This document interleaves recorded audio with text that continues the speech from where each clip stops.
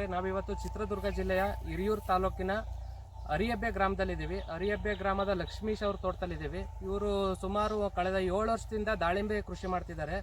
ಇವರು ಮೊದಲು ದಾಳಿಂಬೆಗಿಂತ ಮೊದಲು ತುಂಬ ತರಕಾರಿ ಬೆಳೆಗಳೆಲ್ಲ ಮಾಡಿ ಅದರಲ್ಲಿ ಟ್ರಯಲ್ ಆ್ಯಂಡ್ ಎರರ್ ನೋಡಿ ಈಗ ದಾಳಿಂಬೆ ಕೃಷಿಯನ್ನು ಯಶಸ್ವಿಯಾಗಿ ಮಾಡ್ತಿದ್ದಾರೆ. ಅವರು ಯಾವ ರೀತಿ ಮಾಡ್ತಿದ್ದಾರೆ ಅಂತ ಅವರಿಂದಲೇ ಅವರ ಅನುಭವಗಳನ್ನು ತಿಳ್ಕೊಂಬರೋಣ ಬನ್ನಿ. ಸರ್, ಕಾರ್ಯಕ್ರಮಕ್ಕೆ ಸ್ವಾಗತ. ನಮಸ್ತೆ. ನಮಸ್ಕಾರ ಸರ್. ಈಗ ನೀವು ಹೇಳ್ತಿದ್ರಿ ಫಸ್ಟು ಸುಮಾರು ಒಂದು 7 ವರ್ಷದಿಂದ ದಾಳಿಂಬೆ ಮಾಡ್ತಿದ್ರಿ ಅಂತ ಹೇಳಿದ್ರಿ. ಮುಂಚೆ ಯಾವ ರೀತಿ ಬೆಳೆ ಮಾಡ್ತಿದ್ರಿ, ಏನಕ್ಕೆ ದಾಳಿಂಬೆಗೆ ಬಂದ್ರಿ? ನೀವು ಮುಂಚೆ ಹೇಳ್ತಿದ್ರಿ ತರಕಾರಿ ಮಾಡ್ತಿದ್ರಿ, ಅದರಲ್ಲೆಲ್ಲ ತುಂಬ ಟ್ರಯಲ್ ಆ್ಯಂಡ್ ಎರರ್ ನೋಡಿದ್ದೀನಿ, ನಷ್ಟ ನೋಡಿದ್ದೀನಿ ಅಂತ ಹೇಳ್ತಿದ್ರಿ. ನಿಮ್ಮ ಕೃಷಿ ಹಿನ್ನೆಲೆ ಏನು ಸರ್? ನಿಮ್ಗೆ ಯಾವ ರೀತಿ ಮಾಡ್ತಿದ್ದೀರಾ ನಿಮ್ಮ ಕೃಷಿ ಹಿನ್ನೆಲೆ ಹೇಳಿದ್ರೆ? ನಮಸ್ಕಾರ. ನನ್ನ ಹೆಸರು ಲಕ್ಷ್ಮೀಶ್ ಗೌಡ ಅಂತ, ನಮ್ಮ ತೋಪಿನಗೊಲ್ಲಹಳ್ಳಿ, ಹರಿಯಬ್ಬೆ ಗ್ರಾಮ. ಸೊ ಈಗ ನಾವು ದಾಳಿಂಬೆಗೆ ಬರೋಕ್ಕಿಂತ ಮುಂಚೆ ತುಂಬ ಶ್ರಮಪಟ್ಟು, ಅಂದರೆ ಬೇಸಿಕಲಿ ನಾವು ರೈತರಾಗಿರೋದ್ರಿಂದ, ರೈತರ ಮಕ್ಕಳಾಗಿರೋದ್ರಿಂದ ನಮಗೆ ಕೃಷಿನೇ ಮೂಲ ಆಧಾರ. ಹಂಗಾಗಿ ಇದ್ರ ಮುಖಾಂತರ ನಾವೇನಾದರೂ ಒಂದು ಸಾಧನೆ ಮಾಡಬೇಕು. ಶಿಕ್ಷಣ ಮಾಡೋದ್ರ ಜೊತೆಗೆ ಅದರಲ್ಲಿ ದೊಡ್ಡ ಮಟ್ಟಕ್ಕಂತೂ ಹೋಗ್ಲಿಕ್ಕೆ ಸಾಧ್ಯ ಆಗಿಲ್ಲ. ಬೇರೆಯವ್ರಿಗಾದ್ರೂ ಒಂದು ಸ್ಫೂರ್ತಿದಾಯಕ ಆಗಿ ಇದ್ದಿರೋಂಥ ಒಂದು ಜಮೀನಲ್ಲೇ ಏನಾದರೂ ಕೃಷಿ ಮಾಡಿ, ಸೊ ಹೊಸ ಥರ ಮಾದರಿನಾಗಿ ಕೃಷಿ ಮಾಡಿ ಏನಾದ್ರು ಒಂದು ಸಾಧನೆ ಮಾಡ್ಬೇಕನ್ನೋ ತುಂಬ ಚಿಕ್ಕ ವಯಸ್ಸಿಂದಲೂ ಭಾಳ ಅದೊಂದು ಆಸೆ. ಸೊ ಹಂಗಾಗಿ ನಮ್ಗೆ ಇರ್ತಕ್ಕಂಥ ಭೂಮಿನಲ್ಲೇ ನಾವು ಇದಕ್ಕೆ ದಾಳಿಂಬೆ ಮಾಡೋಕ್ಕಿಂತ ತುಂಬ ಮುಂಚೆ ಎಲ್ಲ ತರಕಾರಿ ಬೆಳೆಗಳು ಬೆಳೆದಿದ್ದೀವಿ. ಈರುಳ್ಳಿ ಆಗಿರ್ಬೋದು, ಬದನೆ ಆಗಿರ್ಬೋದು, ಚಿಲ್ಲಿ ಆಗಿರ್ಬೋದು, ಟೊಮೆಟೊ ಆಗಿರ್ಬೋದು, ಸೊ ಈ ಥರ ಹಾಗಲಕಾಯಿ ಆಗಿರ್ಬೋದು. ಅದ್ರ ಜೊತೆಗೆ ಹೂವಿನ ಬೆಳೆ ಕೂಡ ಬೆಳೆದಿದ್ದೀವಿ. ಸೊ ಅದ್ರ ಜೊತೆಗೆ ಹೈನುಗಾರಿಕೆ ಮಾಡ್ಕೊಂಡಿದ್ದೀವಿ. ಸೊ ಕುರಿ ಸಾಕಾಣಿಕೆ ಮಾಡ್ಕೊಂಡಿದ್ದೀವಿ. ಸೊ ಮರಿಗಳು ತರೋದು, ಅದನ್ನ ಸಾಕಾಣಿಕೆ ಮಾಡ್ಕೊಳ್ಳೋದು, ಆಮೇಲೆ ತರಕಾರಿಗಳನ್ನ ನಾವೇ ಓನಾಗಿ ಇದು ಮಾಡ್ಕೊಂಡ್ಬಿಟ್ಟು ಮತ್ತು ಬೇರೆ ಕಡೆ ಮಾರ್ಕೆಟ್ಗೆ ಇದು ಮಾಡ್ಕೊಂಡು ಕಳಿಸೋದು. ಈ ಸಾಂಬಾರ್ ಸೌತೆ, ಆ ಥರ ಸುಮಾರು ತರಕಾರಿಗಳು, ವೆಜಿಟೇಬಲ್ ಕ್ರಾಪ್ಸು, ಆಮೇಲೆ ಈರುಳ್ಳಿ, ಅವೆಲ್ಲ ಸಾವಿರಾರು ಚೀಲ ಬೆಳೆದ್ವಿ. ಬಟ್ ಆದರೆ ನಮ್ಗೆ ಯಾವುದ್ರಲ್ಲೂ ಅಷ್ಟು ನಮಗೆ ಅದು ಲಾಭದಾಯಕ ಅನ್ನಿಸ್ಲಿಲ್ಲ. ಏನು ಜೀವನ ಮಾಡ್ಬೋದಾಯಿತು, ನಮ್ಮ ಕುಟುಂಬ ನಿರ್ವಹಣೆ ಮಾಡ್ಕೊಳ್ಲಿಕ್ಕೆ ಅದು ಅನುಕೂಲ ಆಗ್ತಾ ಇತ್ತು. ಬಿಟ್ರೆ ನಾವು ಹೊಸದಾಗಿ ಏನಾರ ಮಾಡ್ಬೇಕಪ್ಪ ಅಂದ್ರೆ ಸ್ವಲ್ಪ ಕಷ್ಟ ಆಗೋದು. ಈಗ ಮುಂದೆ ಏನಾರ ಮಾಡೋಕ್ಕೆ ಹಿಂದೆ ಯಾವ ಥರ ಒಂದು ಧೈರ್ಯ, ಫೈನಾನ್ಷಿಯಲಿ ಸಪೋರ್ಟ್ ಥರ ಬ್ಯಾಕ್ ಬೋನ್ ಗಟ್ಟಿಯಾಗಿರಲಿಲ್ಲ. ಸೊ ಹಂಗಾಗಿ ಏನು ಮಾಡೋದು, ಇದೇ ಆಗ್ತಾ ಇದೆ ಲೈಫಲ್ಲಿ, ಏನು ಮಾಡೋಕೆ ಆಗ್ತಾ ಇಲ್ವಲ್ಲ ಈ ಥರ ಕೃಷಿನಲ್ಲಿ, ಚಿಕ್ಕ ಬೆಳೆಯಲ್ಲಿ ಅನ್ನೋ ಒಂದು ಸಂದರ್ಭದಲ್ಲಿ ಸೊ ನಮಗೆ ಈ ದಾಳಿಂಬೆ ಬಗ್ಗೆ ಪರಿಚಯ ಮಾಡಿಸಿದ್ರು ಮಿಸ್ಟರ್ ಎಂಜರಪ್ಪ ಅಂತೇಳಿ. ಸೊ ಅವರು ನಮ್ಮ ಗ್ರಾಮದವ್ರು ಆಗಿರ್ತಕ್ಕಂಥ ನಮ್ಮ ಬ್ರದರ್. ಸೊ ಅವರು ನಮಗೆ ದಾಳಿಂಬೆ ಈ ಥರ ಇದೆ, ನಿಮ್ಮ ಭೂಮಿನಲ್ಲಿ ಭಾಳ ಚೆನ್ನಾಗಿ ಬರುತ್ತೆ, ದಾಳಿಂಬೆ ಯಾಕೆ ಮಾಡಬಾರ್ದು ಅಂತ ಅಂದರು. ಸೊ ಅವರ ಒಂದು ಅನಿಸಿಕೆ ಮೇರೆಗೆ, ಅವರ ಒಂದು ಸಲಹೆ ಸೂಚನೆಯಂತೆ ನಾವು ದಾಳಿಂಬೆ ಸಸಿ ಬಗ್ಗೆ ಎಲ್ಲ ತಿಳ್ಕೊಂಡ್ಬಿಟ್ಟು, ಸೊ ಅವರ ಒಂದು ಮಾರ್ಗದರ್ಶನದಲ್ಲಿ ನಾವು ದಾಳಿಂಬೆ ಗೂಟಿನ ಅವ್ರ ಕಡೆಯಿಂದನೇ ತಗೊಂಡು, ಸೊ ನನ್ನ ಜಮೀನಲ್ಲಿ ಇದನ್ನ 10x10 ದಾಯದಲ್ಲಿ ಒಂದು 3.25 ಎಕರೆ ಜಮೀನು ಬರುತ್ತೆ ಈ ದಾಳಿಂಬೆ ಇದರಲ್ಲಿ. ಸೊ ಅದರಲ್ಲಿ ನಾನು ದಾಳಿಂಬೆ ನಾಟಿ ಮಾಡಿ, ಅಲ್ಲಿಂದ ನಾವು ದಾಳಿಂಬೆನೆ ಮೊದಲನೇ ವರ್ಷ ಹೆಜ್ಜೆ ಆಗ್ತಾ ಆಗ್ತಾ ಒಂದೊಂದೇ ಅವ್ರ ಸಲಹೆ ತಗೊಂಡು, ಔಷಧಿ ಹೆಂಗೆ, ಗೊಬ್ಬರ ಯಾವ ಥರ ಬಿಡಬೇಕು, ಗಿಡ ಯಾವ ಥರ ಪ್ರೂನಿಂಗ್ ಮಾಡಬೇಕು, ಯಾವ ಟೈಮಲ್ಲಿ ಚಾಟ್ನಿ ಮಾಡಬೇಕು, ಯಾವ ಟೈಮಲ್ಲಿ ಇತ್ರೆಲ್ ಸ್ಪ್ರೇ ಮಾಡಬೇಕು, ಸೊ ಅದನ್ನೆಲ್ಲ ತಿಳ್ಕೊಂಡ್ಬಿಟ್ಟು ಹಂತ ಹಂತವಾಗಿ ಇವತ್ತು ಇಷ್ಟ ಎತ್ತರ ಗಿಡ, ಈ ಗಿಡ ಇಷ್ಟ ಎತ್ತರ ಬಂದಿದೆ ಅಂದ್ರೆ ಒಂದೇ ದಿನಕ್ಕೆ ಬಂದಿಲ್ಲ. ಸೊ ಅದರಿಂದ ಆದಂತ ಅದ್ರ ಶ್ರಮ ಇಟ್ಕೊಂಡು ಸೊ ಇದನ್ನ ಮಾಡಿರೋದ್ರಿಂದ ಇವತ್ತು ನಮಗೆ ದಾಳಿಂಬೆ ತುಂಬಾ ಅದ್ಭುತವಾಗಿ ಸುತ್ತಮುತ್ತಲ ಎಲ್ಲಾ ಗ್ರಾಮಸ್ಥರಿಗೆ ಇವತ್ತು ನಾವೊಬ್ರು ಮಾದರಿಯಾಗಿ ಬೆಳೆದವ್ರು ಇವತ್ತು ನಿಮ್ ಮುಂದೆ ನಿಂತ್ಕೊಳ್ಳೋಕೆ ನಮ್ಗೆ ತುಂಬಾ ಖುಷಿ ಕೊಟ್ಟಿದೆ, ಹೆಮ್ಮೆ ಕೊಟ್ಟಿರೋದು, ಆ ಕೀರ್ತಿ ತಂದಿರೋದು ನಮ್ಮ ದಾಳಿಂಬೆ. ಹಂಗಾಗಿ ನಮ್ಗೆ ಇದ್ರ ಬಗ್ಗೆ ತುಂಬಾ ಹೆಮ್ಮೆ ಇದೆ ಸರ್. ಸರ್, ಈಗ ಹೇಳ್ತಿದ್ರೆ ಎಂಜರಪ್ಪ ಫಸ್ಟ್ ಮಾಹಿತಿ ಕೊಟ್ರು ಅಂತ ಹೇಳಿದ್ರೆ, ಈಗ ಇದು ಗೂಟಿ ಗಿಡ ತಂದಿದ್ದೆ, ನೀವು ಟಿಶ್ಯೂ ಕಲ್ಚರ್ ಮಾಡಿದ್ದೆ ಸರ್? ನಾವು ಇದನ್ನ ಗೂಟಿ ಸಸಿ ತಂದಿದ್ವಿ, ಟಿಶ್ಯೂ ಕಲ್ಚರ್ ಪ್ಲಾಂಟ್ ಯಾವ್ದು ಇರ್ಲಿಲ್ಲ. ಅವಾಗ ಏನು ಗೊತ್ತಿರಲಿಲ್ಲ, ಅವಾಗ ನಮ್ಗೆ ಮಾಹಿತಿ ಇರ್ಲಿಲ್ಲ ಗೂಟಿ ಅಂದ್ರೇನು, ಟಿಶ್ಯೂ ಕಲ್ಚರ್ ಅಂದ್ರೇನು, ಅದ್ರ ಬಗ್ಗೆ ಏನು ಮಾಹಿತಿನೇ ಇರ್ಲಿಲ್ಲ ನಮ್ಗೆ. ಸೊ ಅಂತ ಒಂದು ಸಂದರ್ಭದಲ್ಲಿ ನಾವು ಗೂಟಿ ಸಸಿನೇ ತಗೊಂಡಿದ್ವಿ. ಅವರ ಒಂದು ಮಾರ್ಗದರ್ಶನದಲ್ಲಿ ಗೂಟಿ ತಗೊಂಡು ಆ ಸಸಿ ಕಡ್ಡಿ ತಗೊಂಡು ನಾವು ಪ್ಯಾಕೆಟ್ ಮಾಡಿದ್ವಿ. ಪ್ಯಾಕೆಟ್ ಮಾಡಿ ಒಂದು 30-35 ದಿನ ಪ್ಯಾಕೆಟ್ ಅಲ್ಲಿ ಇಟ್ಬಿಟ್ಟು, ಆಮೇಲೆ ದೋಣಿ ಒಡಿಸಿ ಪ್ರತಿಯೊಂದು ಸಾಲು ಗಿಡ ಏನ್ ಇಡ್ತೀವಿ ಅದಕ್ಕೆ ಬೇವಿನ ಹಿಂಡಿ ಹಾಕಿ ಮುಂದೆ ಬರೋಣ, ಮುಂದೆ ಮಾತಾಡೋಣ ಅದ್ರ ಬಗ್ಗೆ. ಈಗ ಟೋಟಲ್ ಎಷ್ಟು ಎಕರೆ ಇದೆ ನಿಮ್ದು, ಎಷ್ಟು ಗಿಡ ಕೂರ್ಸಿದೀರಾ? ನಮ್ದು ಹತ್ತತ್ರ 3 ರಿಂದ 3.5 ಎಕರೆ ಬರುತ್ತೆ. 1200 ಗಿಡ, 1182 ಗಿಡ ಇದರಲ್ಲಿ ನಾವು ಹಚ್ಚಿದೀವಿ ಸರ್ ಪ್ರೆಸೆಂಟ್. ಇದು ಗೂಟಿ ಗಿಡ ಅಂತ ಹೇಳಿದ್ರೆ, ಈಗ ಫಸ್ಟ್ ಕಡ್ಡಿ ತಂದು ಅದು ಪ್ಯಾಕೆಟ್ ಮಾಡ್ಕೊಂಡ್ರಿ, ಯಾವ ತರ ಮಾಡ್ಕೊಂಡ್ರಿ ಅಂತ? ನಾವು ಸ್ವಲ್ಪ ಮಣ್ಣು ಗೊಬ್ಬರ ಮಿಕ್ಸ್ ಮಾಡಿ ಕಡ್ಡಿನ ತಂದ್ಬಿಟ್ಟು ಒಂದು ಅರ್ಧ ಕೆಜಿ ಪ್ಯಾಕೆಟ್ ಅಲ್ಲಿ ಪ್ಯಾಕೆಟ್ ಮಾಡಿ ನಾವು ನಾಟಿ ಮಾಡಿದ್ವಿ. ಇವಾಗೆಲ್ಲ ಗೂಟಿ ಗಿಡ ಹಾಕಲ್ಲ, ಸುಮಾರು ಈಗೆಲ್ಲ ಟಿಶ್ಯೂ ಕಲ್ಚರ್ ಬಂದಿರೋದ್ರಿಂದ ಎಲ್ಲ ಟಿಶ್ಯೂ ಕಲ್ಚರ್ಗೆ ಹೋಗ್ತಾರೆ. ಸತ್ಯ, ಟಿಶ್ಯೂ ಕಲ್ಚರ್ ಹೋಗ್ಬೋದಲ್ಲ ಈಗ? ಯಾಕೆಂದ್ರೆ ಈಗ ಬ್ಯಾಕ್ಟೀರಿಯಲ್ ಬ್ಲೈಟ್, ವಿಲ್ಟ್ ಅಂತ ರೋಗಗಳಿದಾವೆ. ಖಂಡಿತ. ಈಗ ಡಿಸೀಸ್ ಫ್ರೀ ಸೀಡ್ಲಿಂಗ್ ಸಿಗುತ್ತೆ, ಟಿಶ್ಯೂ ಕಲ್ಚರ್ ಮಾಡ್ಬೋದು. ಅಂದ್ರೆ ನೀವು ಅವಾಗ ಗೊತ್ತಿಲ್ದಲೇ ಗೂಟಿ ಗಿಡಕ್ಕೆ ಹೋಗಿದ್ದೀರಾ? ನಮ್ಗೆ ಅವತ್ತು ಮಾಹಿತಿ ಇರಲಿಲ್ಲ ಟಿಶ್ಯೂ ಕಲ್ಚರ್ ಬಗ್ಗೆ, ಆಮೇಲೆ ಗೂಟಿನ ಏನು ವ್ಯತ್ಯಾಸ. ಇದು ನಮ್ಮ ಏರಿಯಾದಲ್ಲಿ ಆದಷ್ಟು ಗೂಟಿನೇ ಜಾಸ್ತಿ ಬಳಕೆ ಮಾಡ್ತಿರೋದ್ರಿಂದ ನಾವು ಕೂಡ ಗೂಟಿನೇ ಮಾಡ್ಕೊಂಡು ಇವತ್ತು ನಾವು ನಾಟಿ ಮಾಡೋದು. ಅದ್ರ ಬಗ್ಗೆ ಗಮನ ಇರಲಿಲ್ಲ. ಸೊ ಹಂಗಾಗಿ ಈಗ ಅಂತರ ಎಷ್ಟು ಕೊಟ್ಟಿದ್ದೀರಾ ಸರ್? ಸರ್ ನಮ್ದು ಬಂದು 10x10 10x10 ಇದೆ. ಇದು ಕಡಿಮೆ ಆಯ್ತು ಅನ್ಸಿಲ್ಲ ಸರ್ ಈಗ 10/10? ಇವಾಗ ನಮ್ಗೆ ಅನಿಸುತ್ತೆ, ಬಟ್ ಆ ಟೈಮಲ್ಲಿ ನಮಗೆ ಅದು ಗೊತ್ತಿರಲಿಲ್ಲ. ದಾಳಿಂಬೆ ಎಂದು ಬೆಳೆದಿಲ್ಲದೆ ಇರೋದ್ರಿಂದ ನಮ್ಗೆ ಅದು ಗೊತ್ತಿಲ್ಲ. ಬಟ್ ಇವತ್ತು ನೋಡ್ರಿ ಓಡಾಡಕ್ಕಾಗಲ್ಲ, ಔಷಧಿ ಸ್ಪ್ರೇ ಮಾಡೋಕ್ಕೂ ಕೂಡ ಆಗಲ್ಲ. ಸೊ ನಾನು ಇವತ್ತು ಹೊಸ ರೈತರಿಗೆ ಯಾರೇ ದಾಳಿಂಬೆ ಮಾಡೋರಿಗೆ ಹೇಳೋದೇ ಅಂತಂದ್ರೆ 10-14, 10-12, ಸೊ 10-13. ಸೊ ದೊಡ್ಡದಾಯ ಎಷ್ಟು ಮಾಡ್ತೀವೋ ಗಾಳಿ ಬೆಳಕು ಅಷ್ಟು ಸರಾಗೋಗಿ ಆಡುತ್ತೆ. ಆಮೇಲೆ ಯಾವುದೇ ಡಿಸೀಸ್ ಫ್ರೀ ಆಗುತ್ತೆ, ರೆಸಿಸ್ಟೆನ್ಸ್ ಪ್ಲಾಂಟಿಗೆ ಚೆನ್ನಾಗಿರುತ್ತೆ. ಎಷ್ಟು ಗಾಳಿ ಬೆಳಕು ಸಸ್ಯಕ್ಕೆ ಸಿಗುತ್ತೋ ಅಷ್ಟು ಇಳುವರಿ ಬರುತ್ತೆ, ಹೂವು ಚೆನ್ನಾಗಿ ಫ್ಲವರಿಂಗ್ ಚೆನ್ನಾಗಿ ಬರುತ್ತೆ, ಕಾಯಿ ಚೆನ್ನಾಗಿ ಕಚ್ಚುತ್ತೆ.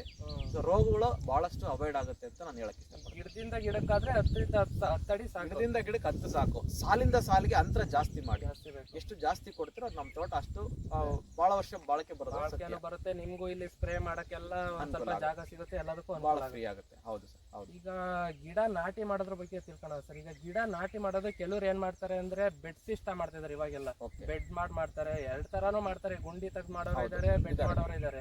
ಈಗ ನೀವ್ ಯಾವ ತರ ಮಾಡಿದ್ರಿ ಅಂತ, ಯಾವ ತರ ಮಾಡಿದ್ರೆ ನಿಮಗೆ ಯಾವ್ದು ಸೂಕ್ತ ಅನ್ಸುತ್ತೆ? ನನ್ನ ಪ್ರಕಾರ ಹೇಳ್ಬೇಕಪ್ಪ ಅಂದ್ರೆ, ನಾವು ನಾಟಿ ಮಾಡಿರೋ ಪ್ರಕಾರ ಏನು ಸಾಲಿಂದ ಸಾಲ್ ಬರುತ್ತೆ ಅದನ್ನ ಒಂದು ಬಾಳ್ ಮಡಿಕೆನಲ್ಲಿ ಒಂದು ದೋಣಿ ಪೂರ್ತಿ ಹೊಡ್ಕೊಂಡು ಮತ್ತೆ ಸಿಂಗಲ್ ನೇಗ್ಲಲ್ಲಿ ಫ್ಲೋ ದೋಣಿ ಮಾಡ್ಕೊಂಡಿದ್ವಿ. ಸೊ ಅದರಲ್ಲಿ ದಾಯ ಏನ್ ನಾವು ಮಾಡಿರ್ತೀವಿ ಡಿಸ್ಟೆನ್ಸ್, ಆ ಡಿಸ್ಟೆನ್ಸ್ ಗೆ ನಾವೆಲ್ಲ ಗೊಬ್ಬರ ಹಾಕೊಂಡು ಬೇವಿನ ಹಿಂಡಿ, ಟ್ರೈಕೋಡರ್ಮಾ, ಸೂಡೋಮೋನಸ್ ಮತ್ತೆ ಕೊಟ್ಟಿಗೆ ಗೊಬ್ಬರ ಹಾಕೊಂಡು ಮಿಕ್ಸ್ ಮಾಡಿ ಅದನ್ನ ಒಂದು 15 ಡೇಸ್ ಬಿಡಬೇಕು. ಬಿಟ್ಬಿಟ್ಟು ನಾವು ಅದರಲ್ಲಿ ಮತ್ತೆ ಅದು 15 ದಿನ ಆದ್ಮೇಲೆ ಮತ್ತೆ ತೆಗೆದ್ಬಿಟ್ಟು ಪಾಕೆಟ್ ಅಲ್ಲಿ ಸಸಿ ನಾವು ಆ ದೋಣಿ ಮಾಡಿದ್ವಿ. ಅದೇ ಸೂಕ್ತ ಅನ್ನೋದು ನನ್ನ ಅನುಭವ. ಕೆಲವರು ಮಾಡೋದ್ ಪ್ರಕಾರ ಗುಂಡಿ ದೋಣಿ ಹೊಡ್ಸ್ಬಿಟ್ಟು ಇಡ್ತಾರೆ, ಅದನ್ನು ತಪ್ಪಿಲ್ಲ. ದೋಣಿ ಹೊಡ್ಸಿ ಅದರಲ್ಲಿ ಸರ್ಬ ಹಾಕೋದು, ಮಣ್ಣು, ಗೊಬ್ಬರ, ಹೊಂಗೆ ಹಿಂಡಿ ಇದನ್ನೆಲ್ಲ ಮಿಶ್ರಣ ಮಾಡಿರೋದ್ರಿಂದ ಇನ್ನೂ ಅದ್ಭುತವಾಗಿ ಬರುತ್ತೆ. ಬಟ್ ಅವತ್ತಿನ ಕಾಲದಲ್ಲಿ ನಮ್ಗೆ ಅಷ್ಟು ಮಾಹಿತಿ ಇರೋದು ನಾವು ಅಷ್ಟು ಮಾಡಿದ್ವಿ.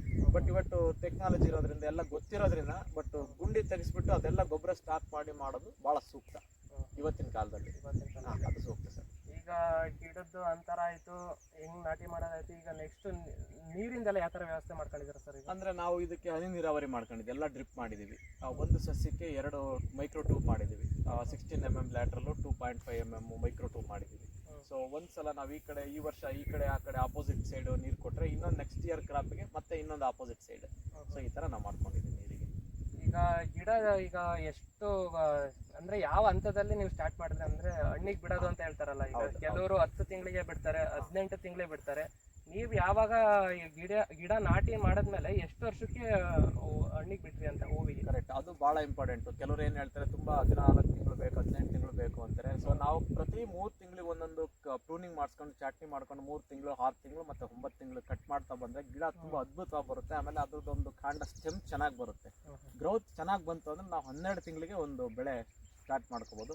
ಮೊದಲನೇ ವರ್ಷ ಆದ ತಕ್ಷಣನೇ ನಾವು ಸ್ಟಾರ್ಟ್ ಮಾಡ್ಕೋಬಹುದು. ಇದ್ರಲ್ಲಿ ಸ್ಪ್ರೇ ಮಾಡ್ಕೊಂಡು ಅಲ್ಲಿಂದ ನಾವು ಕ್ರಾಪಿಗೆ ಬಿಡಬಹುದು, ಅದು ಮಾಡ್ಬೋದು. ಈಗ 12 ತಿಂಗಳಿಗೆ ಚಾಟ್ನಿ ಮಾಡ್ತೀನಿ ಅಂತ ಹೇಳಿದ್ರೆ, ಈಗ ಸ್ಟಾರ್ಟಿಂಗ್ ಮೊದಲನೇ ವರ್ಷ ಆದ್ರೆ ಒಂದು ಎಷ್ಟು ಕಾಯಿ ಕೂರಿಸ್ತೀರಾ ಅಂದ್ರೆ ಎಷ್ಟು? ಮೊದಲನೇ ವರ್ಷ ಅಂತ ಅಂದ್ರೆ ನಮ್ಮ ಒಂದು ಸಸಿದು ಸ್ವಲ್ಪ ಗ್ರೋತ್ನೆಸ್ ಮೇಲೆ ಡಿಪೆಂಡ್ ಆಗುತ್ತೆ. ಒಂದು 8 ರಿಂದ 10 kg ಮೊದಲನೇ ವರ್ಷ ನಾವು ತಗೊಳೋದ್ರಿಂದ ಆರಾಮ್ಸೆ 10 kg ಅಂದ್ರೆ ಒಂದು 50 ರಿಂದ 60 ಕಾಯಿ ಅವರೇಜ್. ನಾವು 40 ಮೇಲೆ ಒಂದು 50 ಆಜು ಬಾಜಲ್ಲಿ ಇದ್ರೆ ಆ ಒಂದು ಸಸಿಗೆ ಆ ಒಂದು ಹಣ್ಣುಗಳು ಸೂಕ್ತ. ಈಗ ಅದಕ್ಕಿಂತ ಮುಂಚೆ ಗಿಡ ನಾಟಿ ಮಾಡಿರ್ತೀರಾ, ಓಕೆ, ಯಾವಾಗ ಚಾಟ್ನಿ ಮಾಡಕ್ ಹೋಗ್ತೀರಾ ಫಸ್ಟ್ ಟೈಮ್? ಅಂದ್ರೆ ಈಗ ಫಸ್ಟ್ ಟೈಮ್ ಚಾಟ್ನಿ ಮಾಡೋದು 3 ತಿಂಗಳಿಗೆ, 3 months ಆಗೋವರೆಗೂ ಚಾಟ್ನಿ ಮಾಡೋ ಅವಶ್ಯಕತೆ ಇರಲ್ಲ. ಯಾಕಂದ್ರೆ ಸಸ್ಯ ಬೆಳವಣಿಗೆ ಹಂತದಲ್ಲಿ ಇರೋದ್ರಿಂದ ಚೆನ್ನಾಗಿ ಬೆಳ್ಕೋಬೇಕು. ಅದು ಬೋಗುವಾಗಿ ಯಾವ ಕೊನೆ ಚೆನ್ನಾಗಿ ಬರುತ್ತೆ, ಅದರಲ್ಲಿ ಸೆಲೆಕ್ಟೆಡ್ ಯಾವ ಬ್ರಾಂಚ್ ಚೆನ್ನಾಗಿದೆ ಅದನ್ನ ಉಳಿಸ್ಕೊಂತೀವಿ, ಬೇಡದಿರೋಂಥ ಬ್ರಾಂಚ್ ಅನ್ನ ಕಟ್ ಮಾಡಿ ರಿಮೂವ್ ಮಾಡ್ತೀವಿ. ಹೂವು ಎಲ್ಲ ಬರ್ತಿರೋದು ಅವಾಗ ತೆಗಿತಿರ್ತೀವಿ, ಅದು ರಿಮೂವ್ ಮಾಡ್ತಾ ಇರ್ತೀವಿ. ಹೂವು ಬರ್ಲಿ ಮಗ್ ಬರ್ಲಿ ಏನೇ ಇದ್ರೂ ಕೀಳಿಸ್ತಾ ಇರ್ಬೇಕು, ಅದು ಬಿಡಬಾರ್ದು ಅದರಲ್ಲಿ ಗಿಡದಲ್ಲಿ. ಈಗ ಇದ್ರಲ್ಲಿ 3 ಬಾರ್ ಬರ್ತಾವ ಸರ್. ಈಗ ಅಂಬೆ ಬಾರ್ ಅಂತ ಬರುತ್ತೆ, ಮೃಗ್ ಬಾರ್ ಅಂತ ಬರುತ್ತೆ, ಹಸ್ತ ಬಾರ್ ಅಂತ ಬರುತ್ತೆ. ಈಗ ಅಂಬೆ ಬಾರ್ ಅಂದ್ರೆ ಬೇಸಿಗೆಯಲ್ಲಿ ಜನವರಿ ಫೆಬ್ರವರಿಲಿ ಹೂ ಬಿಡಕ್ ಹೋಗ್ತಾರೆ. ಮೃಗ್ ಬಾರ್ ಅಂದ್ರೆ ಮಳೆಗಾಲ, ಜೂನ್ ಜುಲೈಯಲ್ಲಿ ಹೂ ಬಿಡಕ್ ಹೋಗ್ತಾರೆ. ಹಸ್ತ ಬಾರ್ ಅಂದ್ರೆ ಚಳಿಗಾಲ, ಸೆಪ್ಟೆಂಬರ್ ಅಕ್ಟೋಬರ್ ಟೈಮಲ್ಲಿ ಹೂ ಬಿಡಕ್ ಹೋಗ್ತಾರೆ. ಸತ್ಯ. ನೀವು ಯಾವ ಟೈಮಲ್ಲಿ ಹೂ ಬಿಡ್ತೀರಾ, ಯಾಕೆ ಅಂತ? ನಾವು ಆದಷ್ಟು ಹಸ್ತಬಾರಲ್ಲೇ ಬಿಡ್ತಾ ಹೋಗ್ತೀವಿ. ಅಂದ್ರೆ ಸೆಪ್ಟೆಂಬರ್ ಅಕ್ಟೋಬರ್ ಮಂತ್ ಅಲ್ಲೇ ನಾವು ಇದು ಮಾಡ್ತೀವಿ ಆಲ್ಮೋಸ್ಟ್. ಯಾಕಂದ್ರೆ ಈಗ ನಮ್ಮ ಏರಿಯಾದಲ್ಲಿ ಮಳೆ ಪ್ರಮಾಣ ಜಾಸ್ತಿ ಆದ್ರೆ ಸ್ವಲ್ಪ ಬೆಳೆಯೋದು ಕಡಿಮೆ ಆಗುತ್ತೆ. ಅಂದ್ರೆ ದಾಳಿಂಬೆ ಬೆಳೆಗೆ ಏನಂದ್ರೆ ಅತಿ ಹೆಚ್ಚು ಮಳೆ ಆಗಬಾರ್ದು. ಮಳೆಗಾಲ ಮುಗಿದ ತಕ್ಷಣ ಬಿಡೋದ್ರಿಂದ ಏನಾಗುತ್ತೆ, ನಮ್ಮ ಪ್ರಕಾರ ನಾವು ಇದುವರೆಗೂ 7 ವರ್ಷದಿಂದ ಸತತವಾಗಿ ಪ್ರತಿ ಒಂದು ಬೆಳೆನೂ ಹಸ್ತಬಾರಲ್ಲೇ ನಾವು ಬೆಳ್ಕೊಂಡಿದ್ವಿ. ಅಂದ್ರೆ ಸೆಪ್ಟೆಂಬರ್ ಅಕ್ಟೋಬರ್ ನವೆಂಬರ್ ಟೈಮಲ್ಲೇ ನಾವು ಬಿಟ್ಟಿರೋದ್ರಿಂದ ಸೊ ನಮ್ದು ಮಾರ್ಚ್ ಏಪ್ರಿಲ್ ಮೇ ಜೂನ್ ಅಷ್ಟೊತ್ತಿಗೆ ನಮ್ದು ಹಾರ್ವೆಸ್ಟ್ ಕಂಪ್ಲೀಟ್ ಆಗುತ್ತೆ. ನೆಕ್ಸ್ಟ್ ಮಳೆ ಸ್ಟಾರ್ಟ್ ಆಗೋದ್ರೊಳಗಡೆ ನಮ್ದು ಬೆಳೆ ಮುಗಿದಿರುತ್ತೆ. ಸೊ ಅದಾದ್ಮೇಲೆ ನಾವು ಗಿಡ ರೆಸ್ಟ್ ಪೀರಿಯಡ್ಗೆ ಕಟ್ಟಿಂಗ್ ಮಾಡ್ಕೊಂಡು ನಾವು ಅದನ್ನ ರೆಸ್ಟ್ ಕೊಟ್ಬಿಡ್ತೀವಿ. ಈಗ ಕಳೆದ ಬೆಳೆ ಯಾವಾಗ ಅದು ಹಸ್ತಬಾರ ಆ ಟೈಮಲ್ಲೇ ಹೂ ಬಿಟ್ಟಿದೆ. ಹೌದು, ಕಳೆದ ಬೆಳೆನೂ ಸಮೇತ ಲಾಸ್ಟ್ 1-2 months ಕಂಪ್ಲೀಟ್ ಆಯ್ತು ನಾವು ಫ್ರೂಟ್ ಹಾರ್ವೆಸ್ಟ್ ಮಾಡ್ಬಿಟ್ಟು. ಯಾವಾಗ ಹಾರ್ವೆಸ್ಟ್ ಮಾಡಿದ್ರೆ? ಲಾಸ್ಟ್ ಜೂನ್ ಮಂತಲ್ಲಿ ಕಂಪ್ಲೀಟ್. ಇವಾಗ ರೆಸ್ಟ್ ಬಿಟ್ಟಿದ್ದೀರಾ? ಇವಾಗ ರೆಸ್ಟ್ ಪೀರಿಯಡ್ ಅಲ್ಲಿ ಇರೋದ್ರಿಂದ ಇವಾಗ ಏನು ಇದೆ ಈಗ ಒಂದು ಎಷ್ಟು ತಿಂಗಳು ರೆಸ್ಟ್ ಕೊಡ್ತೀರಾ ಇದಕ್ಕೆ? ಸರ್ ಈಗ ನಾನು ಇದಕ್ಕೊಂದು 3 ತಿಂಗಳವರೆಗೂ 3 ರಿಂದ 4 ತಿಂಗಳು ರೆಸ್ಟ್ ಇರುತ್ತೆ. ಸೊ ಮಿನಿಮಮ್ 3 ರಿಂದ 4 ತಿಂಗಳು ನಾನು ಕ್ರಾಪ್ ಬಿಡಲ್ಲ, ವರ್ಷಕ್ಕೆ ಒಂದೇ ಬೆಳೆ ನಾವು ಬಿಡೋದು. ಸೊ ಹಂಗಾಗಿ ನಾನು ಅದರಲ್ಲಿ ರೆಸ್ಟ್ ಅಂದ್ರೆ ನಾನು ಗೊಬ್ಬರ ಇದನ್ನ ರೆಸ್ಟ್ ಕಟಿಂಗ್ ಮಾಡಿಸ್ತೀವಿ. ಈಗ ಇದೆಲ್ಲ ವಾಟರ್ ಶೂಟ್ ಎಲ್ಲ ಬಂದಿದೆ ಅಲ್ವಾ, ಸೊ ಇದನ್ನೆಲ್ಲ ಕಂಪ್ಲೀಟ್ ಪ್ರೂನಿಂಗ್ ಮಾಡಿಸಿ ರಿಮೂವ್ ಮಾಡಿ ಗೊಬ್ಬರ ಎಲ್ಲ ಹಾಕಿ ಸ್ಟಾರ್ಟ್ ಮಾಡ್ತೀವಿ. 2 ತಿಂಗಳು ಅದರಲ್ಲೇ ಡೆವಲಪ್ ಆಗುತ್ತೆ ಮಳೆ ನೀರಿಗೆನೆ, ಮತ್ತು ನಾವು ಅಡಿಷನಲ್ ನೀರು ಕೂಡ ಕೊಡೋದಿಲ್ಲ. ಅದಾದ್ಮೇಲೆ ನೆಕ್ಸ್ಟ್ ಇತ್ರೇಲ್ ಚಾಟ್ನಿ ಮಾಡಿಬಿಟ್ಟು ಮತ್ತೆ ಇತ್ರೇಲ್ ಸ್ಪ್ರೇ ಅಲ್ಲಿಂದ ಕ್ರಾಪ್ ಸ್ಟಾರ್ಟ್ ಮಾಡ್ತೀವಿ. ಈಗ ಬಾರ್ ಮ್ಯಾನೇಜ್ಮೆಂಟ್ ತಿಳ್ಕೊಳ್ಳೋಣ ಸರ್. ಬಾರ್ ಮ್ಯಾನೇಜ್ಮೆಂಟ್ ಅಂದ್ರೆ ಈಗ ಹಾರ್ವೆಸ್ಟ್ ಮಾಡಿದ್ರಿ, ಓಕೆ, ಹಾರ್ವೆಸ್ಟ್ ಮಾಡಾದ್ಮೇಲೆ ರೆಸ್ಟಿ ಬಿಡ್ತೀರಾ. ಈಗ ರೆಸ್ಟಿ ಬಿಟ್ಟ ಟೈಮಲ್ಲಿ ಯಾವ ತರ ಗೊಬ್ಬರ ಕೊಡ್ತೀರಾ ಅಂತ? ಓಕೆ, ರೆಸ್ಟಿಗೆ ಬಿಟ್ಟಂತ ಟೈಮಲ್ಲಿ ನಾವು ಒಂದು ಕೊಟ್ಟಿಗೆ ಗೊಬ್ಬರ ಕೊಡ್ತೀವಿ. ಈಗ ರೆಸ್ಟಿ ಈಗ ಹಾರ್ವೆಸ್ಟ್ ಮಾಡಿದ ಕೂಡ ಒಂದು ಚಾಟ್ನಿ ತಗೊಂತೀರಾ? ಒಂದು ಚಾಟ್ನಿ ತಗೊಂತೀವಿ. ಚಾಟ್ನಿ ಆದ್ಮೇಲೆ ನೆಕ್ಸ್ಟ್ ಸಸಿ ಕೊಡುವಂಥದ್ದು ಒಂದು ಕೊಟ್ಟಿಗೆ ಗೊಬ್ಬರ. ಸೊ ಕೊಟ್ಟಿಗೆ ಗೊಬ್ಬರ ಜೊತೆಗೆ ಸ್ವಲ್ಪ ರಾಸಾಯನಿಕ. ಈ ಕೊಟ್ಟಿಗೆ ಗೊಬ್ಬರ ಒಂದು ಎಷ್ಟು ಕೆಜಿ ಕೊಡ್ತೀರಾ? ಸೊ ಒಂದು ಗಿಡಕ್ಕೆ ಈಗ ನಾವು ಆ ಕಡೆ ಒಂದು 10 ಕೆಜಿ, ಈ ಕಡೆ ಒಂದು 10 ಕೆಜಿ, ಒಂದು 20 ಕೆಜಿ ಒಂದು ಸಸಿ. ಸುತ್ತ ಸರೌಂಡಿಂಗ್ ಕೊಡ್ತೀರಾ ಏನು ಆ ಕಡೆ ಈ ಕಡೆ? ನಾವು ಸರೌಂಡಿಂಗ್ ಕೊಟ್ರೆ ತುಂಬಾ ಅನುಕೂಲ. ಆದ್ರೆ ನಾವು ನೀರು ಕೊಡೋದು ಯಾವ ಜಾಗ ಇರುತ್ತೋ ಆ ಜಾಗಕ್ಕೆ ನಾವು ಆದಷ್ಟು ನಾವು ಕೊಡಕ್ಕೆ ಇದು ಮಾಡ್ತೀವಿ. ಅಂದ್ರೆ ಈಗ ಸುತ್ತ ಕೊಡ್ಬೇಕು ಲೆಕ್ಕವಾಗಿ ಕೊಟ್ರೆ ಚೆನ್ನಾಗಿರುತ್ತೆ, ಬಟ್ ನೀರ್ ಕೊಡಕ್ ಸಾಧ್ಯ ಆಗಲ್ಲ. ಹಾಗಾಗಿ ಎರಡು ಸೈಡ್ ಆಪೋಸಿಟ್ ಸೈಡ್ ಕೊಡ್ತೀವಿ ನಾವು. ಈಗ ರಾಸಾಯನಿಕಗಳು ಏನೇನು ಕೊಡ್ತೀರಾ? ಅದ್ರ ಜೊತೆಗೆ ಕೊಡ್ತೀರಾ? ಅದ್ರ ಒಟ್ಟಿಗೆ ಕೊಡ್ತಾ ಹೋಗ್ತೀವಿ. ಇದರಲ್ಲಿ DAP ಅಂತ ಕೊಡುವ ಅಂದ್ರೆ ಡೈ ಅಮೋನಿಯಂ ಫಾಸ್ಫೇಟ್ ಆಗಿರ್ಬೋದು, ಆಮೇಲೆ ಮೆಗ್ನೀಷಿಯಂ ಸಲ್ಫೇಟ್ ಆಗಿರ್ಬೋದು, ಪೊಟ್ಯಾಶ್ ಇರ್ಬೋದು, ಸೊ ಅದ್ರ ಜೊತೆಗೆ ಜಿಂಕ್ ಇರ್ಬೋದು, ಸೊ ಬೋರಾನ್ ಇರ್ಬೋದು, ಬೋರಾಕ್ಸ್ ಅಂತ ಬರುತ್ತೆ. ಸೊ ರಾಮೆಟಿ ಅದನ್ನೆಲ್ಲ ಯೂಸ್ ಮಾಡೋದ್ರಿಂದ ಅವಾಗ ಗಿಡಕ್ಕೆ ಒಂದು ಸ್ಟೆಮ್ ಏನಾಗುತ್ತೆ, ಸ್ಟ್ರಾಂಗ್ ಆಗುತ್ತೆ. DAP ಆದ್ರೆ ಒಂದು ಎಷ್ಟು ಗ್ರಾಮ್ ಕೊಡ್ತೀರಾ ಸರ್? ಈಗ DAP ಆದ್ರೆ ಒಂದು 100 ಗ್ರಾಮ್ ಕೊಡ್ತೀವಿ. ಯಾಕಂದ್ರೆ ನಾವು ರಾಸಾಯನಿಕ ಕೆಲವು ರೆಕಮೆಂಡ್ ಮಾಡ್ತಾರೆ ತುಂಬಾ ಬೇಕಂತ, ಆದ್ರೆ ಅತಿ ಹೆಚ್ಚು ರಾಸಾಯನಿಕ ಬಳಸೋದ್ರಿಂದ ನಮ್ಮ ಸಸಿ ವಿಲ್ಟ್ ಪ್ರಾಬ್ಲಮ್ ಜಾಸ್ತಿ ಆಗುತ್ತೆ. ಸೊ ಇದ್ದಿದ್ರಲ್ಲಿ ಅದು ಇಲ್ದಲೆ ಬೆಳಿಲಿಕ್ಕೆ ಆಗಲ್ಲ. ಸೊ ಹಂಗಾಗಿ ಸ್ವಲ್ಪ ಪ್ರಮಾಣ ಒಂದು 100 ಗ್ರಾಮ್ DAP, 150 ಗ್ರಾಮ್ ಪೊಟ್ಯಾಶ್, ಒಂದು 30-40 ಗ್ರಾಮ್ ಬೋರಾಕ್ಸ್, ಈ ತರ ನಾವು ಇದು ಮಾಡ್ಕೊಂತ ಇದ್ದೀವಿ. ಈಗ ಕೊಟ್ಟಿಗೆ ಗೊಬ್ಬರ ಹಾಕ್ತಿರಲ್ಲ ಸರ್, ಈಗ ಅದ್ರ ಜೊತೆನ ಈಗ ಜೈವಿಕ ಜೀವಾಣುಗಳು ಟ್ರೈಕೋಡರ್ಮ ಆಗಿರ್ಬೋದು, ಸೂಡೋಮೋನಾಸ್ ಆಗಿರ್ಬೋದು, ಅವು ಮಿಕ್ಸ್ ಮಾಡ್ಕೊಂಡು ಮಲ್ಟಿಪ್ಲೈ ಮಾಡಿ ಹಾಕ್ತೀರಾ? ಈಗ ಆಮೇಲೆ ಇಲ್ಲ ಸಪರೇಟ್ ಆಗಿ ಕೊಡ್ತೀರಾ? ನಾವು ಅದನ್ನ ಅಡಿಷನಲ್ ಸಪರೇಟ್ ಆಗಿ ಕೊಡ್ತೀವಿ. ಟ್ರೈಕೋಡರ್ಮ, ಬ್ಯಾಸಿಲಸ್, ಆಮೇಲೆ ಬ್ಯುವೇರಿಯಾ, ಮೆಟಾಕಿಲ್ಲಾ, ಅದ್ರ ಜೊತೆಗೆ KMB, ಪೊಟ್ಯಾಷಿಯಂ ಮೊಬಿಲೈಸಿಂಗ್ ಬ್ಯಾಕ್ಟೀರಿಯಾ, ಮತ್ತೆ ಇದು ಅಸಿಟೋಬ್ಯಾಕ್ಟರ್. ಸೊ ಅದನ್ನೆಲ್ಲ ಕೂಡ ನಾವು ಅಡಿಷನಲ್ ಆಗಿ ಡ್ರಿಪ್ ಇರಿಗೇಷನ್ ಅಲ್ಲಿ ಲಿಕ್ವಿಡ್ ಫಾರ್ಮೇಶನ್ ಕೊಡ್ತೀವಿ ನಾವು. ಈಗ ಪುಡಿ ಬರುತ್ತಲ್ಲ ಅದನ್ನ ಕೊಟ್ಟಿಗೆ ಗೊಬ್ಬರಕ್ಕೆ ಮಿಕ್ಸ್ ಮಾಡಿ ಮಲ್ಟಿಪ್ಲೈ ಮಾಡಿ ಆ ಸಿಸ್ಟಮ್ ಏನ್ ಮಾಡ್ತಿಲ್ಲ. ಅದನ್ನ ಸಿಸ್ಟಮ್ ಅಂತಂದ್ರೆ ನಾವು ಬಿಫೋರ್ ನೆಕ್ಸ್ಟ್ ಇಯರ್ಗೆ ನಾವು ಗೊಬ್ಬರ ಕೊಡ್ಬೇಕಂದ್ರೆ ಒಂದ್ ಹತ್ರ ಸ್ಟಾಕ್ ಮಾಡಿ ಮಣ್ಣು, ಗೊಬ್ಬರ ಮತ್ತೆ ಟ್ರೈಕೋಡರ್ಮ, ಸುಡೋಮೋನಾಸ್ ಎಲ್ಲ ಮಿಕ್ಸ್ ಮಾಡಿ ಅಲ್ಲೇ ಲಾಟ್ ಮಾಡಿರ್ತೀವಿ. ಆ ಲಾಟ್ ಅಲ್ಲಿರೋ ಗೊಬ್ಬರನೇ ನಾವು ಗಿಡಕ್ಕೆ ಕೊಟ್ಟಿರೋದ್ರಿಂದ ಅದು ಆಲ್ರೆಡಿ ಅದಕ್ಕೆ ಮಿಕ್ಸ್ ಆಗಿರುತ್ತೆ, ಮತ್ತೆ ಅಡಿಷನಲ್ ಕೊಡಲ್ಲ. ಸರ್ ಈಗ ಟ್ರೈಕೋಡರ್ಮ, ಸೂಡೋಮೋನಾಸ್ ಇವೆಲ್ಲ ಸುಮಾರು ರೈತರು ಯೂಸ್ ಮಾಡಲ್ಲ, ಗೊತ್ತಿಲ್ಲ, ನಾಲೆಡ್ಜ್ ಇಲ್ಲ. ಹೌದು. ಈಗ ಏನಕ್ಕೆ ಯೂಸ್ ಮಾಡ್ಬೇಕು ಸರ್ ಇವನ್ನೆಲ್ಲ? ಈ ಜೀವಾಣುಗಳನ್ನ ಏನಕ್ಕೆ ಯೂಸ್ ಮಾಡಬೇಕು ಸರ್? ಟ್ರೈಕೋಡರ್ಮ, ಸೂಡೋಮೋನಾಸ್ ಜೀವಾಣು ಅಂತಂದ್ರೆ ಈಗ ಒಂದು ಭೂಮಿನಲ್ಲಿ ಯಾವುದೇ ಸಸ್ಯ ಆರೋಗ್ಯವಾಗಿರ್ಬೇಕಂದ್ರೆ ಜೀವಾಣು ಇರಲೇಬೇಕು. ನಾವು ಎಷ್ಟೇ ರಾಸಾಯನಿಕ ಕೊಟ್ಟರು, ಎಷ್ಟೇ ಗೊಬ್ಬರ ಕೊಟ್ಟರು ಅದು ಅಷ್ಟು ಎಫೆಕ್ಟಿವ್ ಆಗಿ ಸಸ್ಯಕ್ಕೆ ಬೇರಿಗೆ ಲಭ್ಯ ಆಗಲ್ಲ. ಜೀವಾಣು ಇತ್ತು ಅಂದ್ರೆ ಅದು ಮಧ್ಯವರ್ತಿ ತರ ಕೆಲಸ ಮಾಡೋದ್ರಿಂದ ಈಗ ನಾವು PSP ಅಂತ ಹೇಳಿದೆ. PSP ಅಂದ್ರೆ ಫಾಸ್ಫರಸ್ ಸಾಲ್ಯುಬಲೈಸಿಂಗ್ ಬ್ಯಾಕ್ಟೀರಿಯಾ. DAP ಅಂತ ಹೇಳಿದ್ವಿ. DAP ನಲ್ಲಿ ಏನ್ ಬರುತ್ತೆ? ಡೈ ಅಮೋನಿಯಂ ಫಾಸ್ಫೇಟ್ ಅಂದ್ರೆ ಫಾಸ್ಫರಸ್ ಕಂಟೆಂಟ್ ಇರುತ್ತೆ. ಅದನ್ನ ಕನ್ವರ್ಷನ್ ಮಾಡಿ ಪ್ಲಾಂಟ್ಗೆ ಕೊಡ್ಬೇಕಪ್ಪ ಅಂದ್ರೆ ಆ ಜೀವಾಣು ಹಾಕಿದ್ರೆ ಮಾತ್ರ ಅದು 100% ಯುಟಿಲೈಸ್ ಆಗುತ್ತೆ. ಇಲ್ಲ ಅಂತಂದ್ರೆ ಅದು ಒಂದು 10% ಉಪಯೋಗ ಆಗುತ್ತೆ, 90 ಭಾಗ ವೇಸ್ಟ್ ಆಗುತ್ತೆ. ಹಾಕಿರೋ ಗೊಬ್ಬರನ ಅದು ಸಾಲ್ಯುಬಲೈಸ್ ಮಾಡಿ ಗಿಡಕ್ಕೆ ಕೊಡೋದ್ರಿಂದ ಅದನ್ನ ಬಳಕೆ ಮಾಡೋದು 100% ಸೂಕ್ತ ಅಂತ ನನ್ನ ಒಂದು ಅಭಿಪ್ರಾಯ. AMC ಅಂತ ಬರುತ್ತೆ ಸರ್, ಈಗ ಅಲ್ಲಿ 3 ಜೀವಾಣುಗಳು ಇರ್ತವೆ. ಹೌದು. ಸಾರಜನಕ, ರಂಜಕ, ಪೊಟ್ಯಾಶ್ 3 ಕೊಡೋದು. ಅದೇನಾರ ಯೂಸ್ ಮಾಡ್ತಿದ್ದೀರಾ? ಮಾಡ್ತಿದ್ದೀವಿ ಸರ್. NPK ಬರುತ್ತದೆ, ನೀವು ಹೇಳ್ದಂಗೆ AMC, NPK ಅವೆಲ್ಲ ನಾನು ಬಳಸಿದ್ದೀನಿ ಸರ್, ಖಂಡಿತ ಬಳಸಿದ್ದೀನಿ. KMB ಬಳಸಿದ್ದೀನಿ, PSP ಬಳಸಿದ್ದೀನಿ, ಅಸಿಟೋಬ್ಯಾಕ್ಟರ್ ಬಳಸ್ತಿದ್ದೀನಿ, ಆಮೇಲೆ ಬ್ಯಾಸಿಲಸ್ ಬಳಸ್ತಿದ್ದೀವಿ. ಸೊ ಎಲ್ಲಾ ತರದ ಜೀವಾಣುಗಳು ನಾವು 100% ನಾವು ಯೂಸ್ ಮಾಡ್ತಾ ಇದ್ದೀವಿ. ಸೊ ಅದೆಲ್ಲ ಯೂಸ್ ಮಾಡೋದಕ್ಕೆ ಇವತ್ತು ನಮ್ಮ ತೋಟ ಇನ್ನೂ ಇದೆ. ನಮ್ಮ ಜೊತೆಗೆ ಹಾಕಿರೋದು ತೋಟ ಕಳ್ಕೊಂಡಿದ್ದಾರೆ. ನಾವು 7 ವರ್ಷದಿಂದ ಇನ್ನೂ ತೋಟ ಬೆಳ್ಕೊಂತಾ ಇದೀವಿ. ಇಷ್ಟೇ ಉದಾಹರಣೆ, ರಾಸಾಯನಿಕಕ್ಕೂ ಮತ್ತೆ ಕೆಮಿಕಲ್ಗೂ ಇಷ್ಟೇ ಡಿಫ್ರೆನ್ಸ್. ಈಗ ಸರ್ 4 ತಿಂಗಳು ರೆಸ್ಟ್ ಕೊಡ್ತೀರಾ? ಇವಾಗ 4 ತಿಂಗಳು ರೆಸ್ಟ್ ಆದ್ಮೇಲೆ ಈಗ ನೆಕ್ಸ್ಟ್ ಸ್ಟ್ರೆಸ್ ಮಾಡಬೇಕು. 1 ತಿಂಗಳು ಸ್ಟ್ರೆಸ್ ಮಾಡ್ಬೇಕಾದ್ರೆ ಈಗ ರೆಸ್ಟಿಗೂ ಸ್ಟ್ರೆಸ್ಗೂ ಡಿಫ್ರೆನ್ಸ್ ಇದೆ. ಕೆಲವು ರೈತರು ಏನ್ ಮಾಡ್ತಾರೆ ಅಂದ್ರೆ ಫುಲ್ ಇವಾಗ ಹಣ್ಣು ಕಿತ್ಕೊಂಡ್ರೆ ಮತ್ತೆ ತಿರುಗೇ ನೋಡಲ್ಲ. ಸೊ ನಾವು ಚಾಟ್ನಿ ಮಾಡ್ಬೇಕು, ರೆಸ್ಟ್ ಕಟಿಂಗ್ ಅಂತ ಮಾಡಿಸ್ಬೇಕು, ಅದಕ್ಕೆ ಒಂದು ಫಂಗಿಸೈಡ್ ಸ್ಪ್ರೇ ಮಾಡ್ಕೋಬೇಕು, ಬೋಡೋ ದ್ರಾವಣ ಸ್ಪ್ರೇ ಮಾಡ್ಕೋಬೇಕು, ಯಾವ್ದೇ ತರ ಲೀಫಿಗೆ ಅದು ಪ್ರಾಬ್ಲಮ್ ಆಗ್ದಂಗೆ. ಸೊ ನಾವು ಅದನ್ನೆಲ್ಲ ಮಾಡೋದ್ರಿಂದ ನೆಕ್ಸ್ಟ್ ಬೆಳೆಗೆ ಬಿಟ್ಟಾಗ ರೋಗ ಬರೋದನ್ನು ತಡೆಗಟ್ಟಕ್ಕೆ ಬಹಳ ಅನುಕೂಲ ಆಗುತ್ತೆ. ಸೊ ಕೊನೆ ಟೈಮಲ್ಲಿ ಇನ್ನೇನು ಹಣ್ಣಿಗೆ ಬಿಡ್ತೀವಿ ಅಂದ್ರೆ ಕೊನೆ ಒಂದು 30 ದಿನದಲ್ಲಿ ಸ್ಟ್ರೆಸ್ ಮಾಡಬೇಕು. ಈಗ ರೆಸ್ಟಿಗೆ ಈಗ ಹೆಚ್ಚು ಕಮ್ಮಿ ಜುಲೈಯಲ್ಲೇನೋ ಹಾರ್ವೆಸ್ಟ್ ಮಾಡಿದ್ದೀರಾ ನೀವು? ಜುಲೈ ಆದ್ಮೇಲೆ 4 ತಿಂಗಳು ಹೆಚ್ಚು ಕಮ್ಮಿ ಡಿಸೆಂಬರ್ ತನಕ ರೆಸ್ಟಿಗೆ ಬಿಡ್ತೀರಾ? ನಾವೊಂದು ನವೆಂಬರ್ವರೆಗೂ ಇರುತ್ತೆ. ನವೆಂಬರ್ ವರೆಗೂ ರೆಸ್ಟಿಗೆ ಬಿಡ್ತೀರಾ. ಆಮೇಲೆ ಸ್ಟ್ರೆಸ್ ಮಾಡೋದು ಡಿಸೆಂಬರ್ ಜನವರಿ ತನಕ ಸ್ಟ್ರೆಸ್ ಮಾಡ್ತೀರಾ? ಒಂದು 15 to 20 ಡೇಸ್ ಆದ್ರೆ ಸಾಕು. ಒಂದು 20 ದಿನ ಆದ್ರೆ ಸಾಕು. ಅಷ್ಟೊತ್ತಿಗೆ ಎಲೆ ಎಲ್ಲ ಉದ್ರೋಗುತ್ತೆ. ಎಲ್ಲ ಕಂಪ್ಲೀಟ್ ಇದಾಗ್ಬಿಡುತ್ತೆ. ಈಗ ಎಲೆ ನ್ಯಾಚುರಲ್ ಆಗಿ ಉದುರುತ್ತಾ ಇಲ್ಲ ಇತ್ರಲ್ಲಿ ಸ್ಪ್ರೇ ಮಾಡ್ತೀರಾ? ಇಲ್ಲ, ನ್ಯಾಚುರಲ್ ಆಗಿ ಸ್ವಲ್ಪ ಉದುರುತ್ತೆ, ಬಟ್ ಇದ್ರಲ್ಲಿ ಸ್ಪ್ರೇ ಮಾಡಬೇಕು. 100% ಉದುರಲ್ಲ, ಹಂಗಾಗಿ ಇರುತ್ತೆ. ಇದ್ರಲ್ಲಿ ಸ್ಪ್ರೇ ಮಾಡ್ತೀವಿ ಸರ್. ಈಗ ಇತ್ರೇಲು ಎಷ್ಟು ml ಸ್ಪ್ರೇ ಮಾಡ್ತೀರಾ ಸರ್? ಅದು ಕಡ್ಡಿ ಚೆನ್ನಾಗಿ ಒಣಗಿತ್ತಪ್ಪ ಅಂದರೆ 1.5 ml ಹಾಕ್ತೀವಿ. ಸ್ವಲ್ಪ ಕಡ್ಡಿ ಹಸಿ ಇತ್ತು, ಎಲೆ ಹಸಿ ಇತ್ತು ಅಂದರೆ 2 ml ಹಾಕ್ತೀವಿ. 2 ಸಮಥಿಂಗ್ 2 ml ಮಿನಿಮಮ್. ಇತ್ರೇಲ್ ಜೊತೆ ಏನಾರ ಬೇರೆ ಮಿಕ್ಸ್ ಮಾಡ್ಕೊಂತೀರಾ? ಅದ್ರ ಜೊತೆಗೆ 1-2 kg 200 ಲೀಟರ್ ಬಂದರೆ 2 ml ಇದು ಬಂದು 2 kg DAP ಹಾಕ್ತೀವಿ. 52-34 ಹಾಕ್ಬೋದು. DAP ಏನಕ್ಕೆ ಹಾಕ್ಬೇಕು ಸರ್? DAP ಸ್ವಲ್ಪ ಕಡ್ಡಿ ರಫ್ ಆಗುತ್ತೆ, ಎಲೆ ಎಲ್ಲ ಸ್ವಲ್ಪ ಬ್ಲಾಕ್ ಇರೋದು ಸ್ವಲ್ಪ ಹಾರ್ಡ್ ಆಗೋದ್ರಿಂದ ಅದು ಸ್ಟ್ರೆಸ್ ಮಾಡಿ ಎಲೆ ಡ್ರಾಪ್ ಔಟ್ ಮಾಡುತ್ತೆ. ನಾವು ಒಂದು ನೆಕ್ಸ್ಟ್ ಹೂ ಬರಕ್ಕೆ ಏನಾರ ಅನುಕೂಲ ಆಗುತ್ತೆ ಆ ಥರ DAP ಸ್ಪ್ರೇ ಮಾಡೋದು? ಫಾಸ್ಫರಸ್ ಕಡ್ಡಿಗೆ ಹೋದಾಗ ಏನಾಗುತ್ತೆ, ಕಡ್ಡಿ ಸ್ವಲ್ಪ ಸ್ಟ್ರಾಂಗ್ ಆಗುತ್ತೆ. ಸೊ ಆ ಒಂದು ಉದ್ದೇಶಕ್ಕೆ ನಮ್ಗೆ ಅದೊಂದು ಹೆಲ್ಪ್ ಆಗುತ್ತೆ ಅನ್ನೋದು ಇದು. ಈಗ ಇತ್ರೇಲ್ ಸ್ಪ್ರೇ ಮಾಡಿದ್ಮೇಲೆ ಇನ್ನೊಂದು ಚಟ್ನಿ ತಗೊಂತೀರಾ ಇಲ್ಲ ಮುಂಚೆನೆ ಒಂದು ತಗೊಂತೀರಾ? ಈಗ ಹೂ ಬಿಡಕ್ಕೊಂದು ಚಟ್ನಿ ಮಾಡಬೇಕು, ಅದು ಅವೆರಡು ಒಂದೇ ಒಂದು 15 ದಿನ 20 ದಿನ ಮುಗಿಸ್ಕೊಂತೀರಾ? ಯಾವ ಥರ ಅದು? ಇಲ್ಲ, ಅವೆರಡು ನಾವೊಂದು 15 ದಿನ ಮುಂಚೆಲೆ ಮಾಡಿರ್ತೀವಿ. ಹೂವು ಬಿಡೋಕ್ಕಿಂತ ಮುಂಚೆಲೆ ಮುಗಿಸಿರ್ತೀವಿ. ಹೂವು ಬಿಟ್ಮೇಲೆ ಮತ್ತೆ ನಾವೇನು ಬೇರೆ ಏನು ಅಲ್ಲ. ಇವಾಗ ಇತ್ರೇಲ್ ಸ್ಪ್ರೇ ಮಾಡ್ತೀರಾ, ಎಲ್ಲ ಆಯಿತು, ಎಲ್ಲ ಡ್ರಾಪ್ ಆಯಿತು. ನೆಕ್ಸ್ಟು ಅದು ಚಾಟ್ನಿ ಮತ್ತೆ ಏನಿಲ್ಲ? ಇಲ್ಲ, ಮತ್ತೆ ಏನಿಲ್ಲ. ಈಗ ಇದ್ರಲ್ಲಿ ಸ್ಟಾರ್ಟ್ ಆಯ್ತು ಅಂದರೆ ಚಾಟ್ನಿ ಇರಲ್ಲ, ಮತ್ತೆ ಕಂಪ್ಲೀಟ್ ಹಾರ್ವೆಸ್ಟ್ ಆಗೋದು ಸ್ವಲ್ಪ ಏನಿರಲ್ಲ.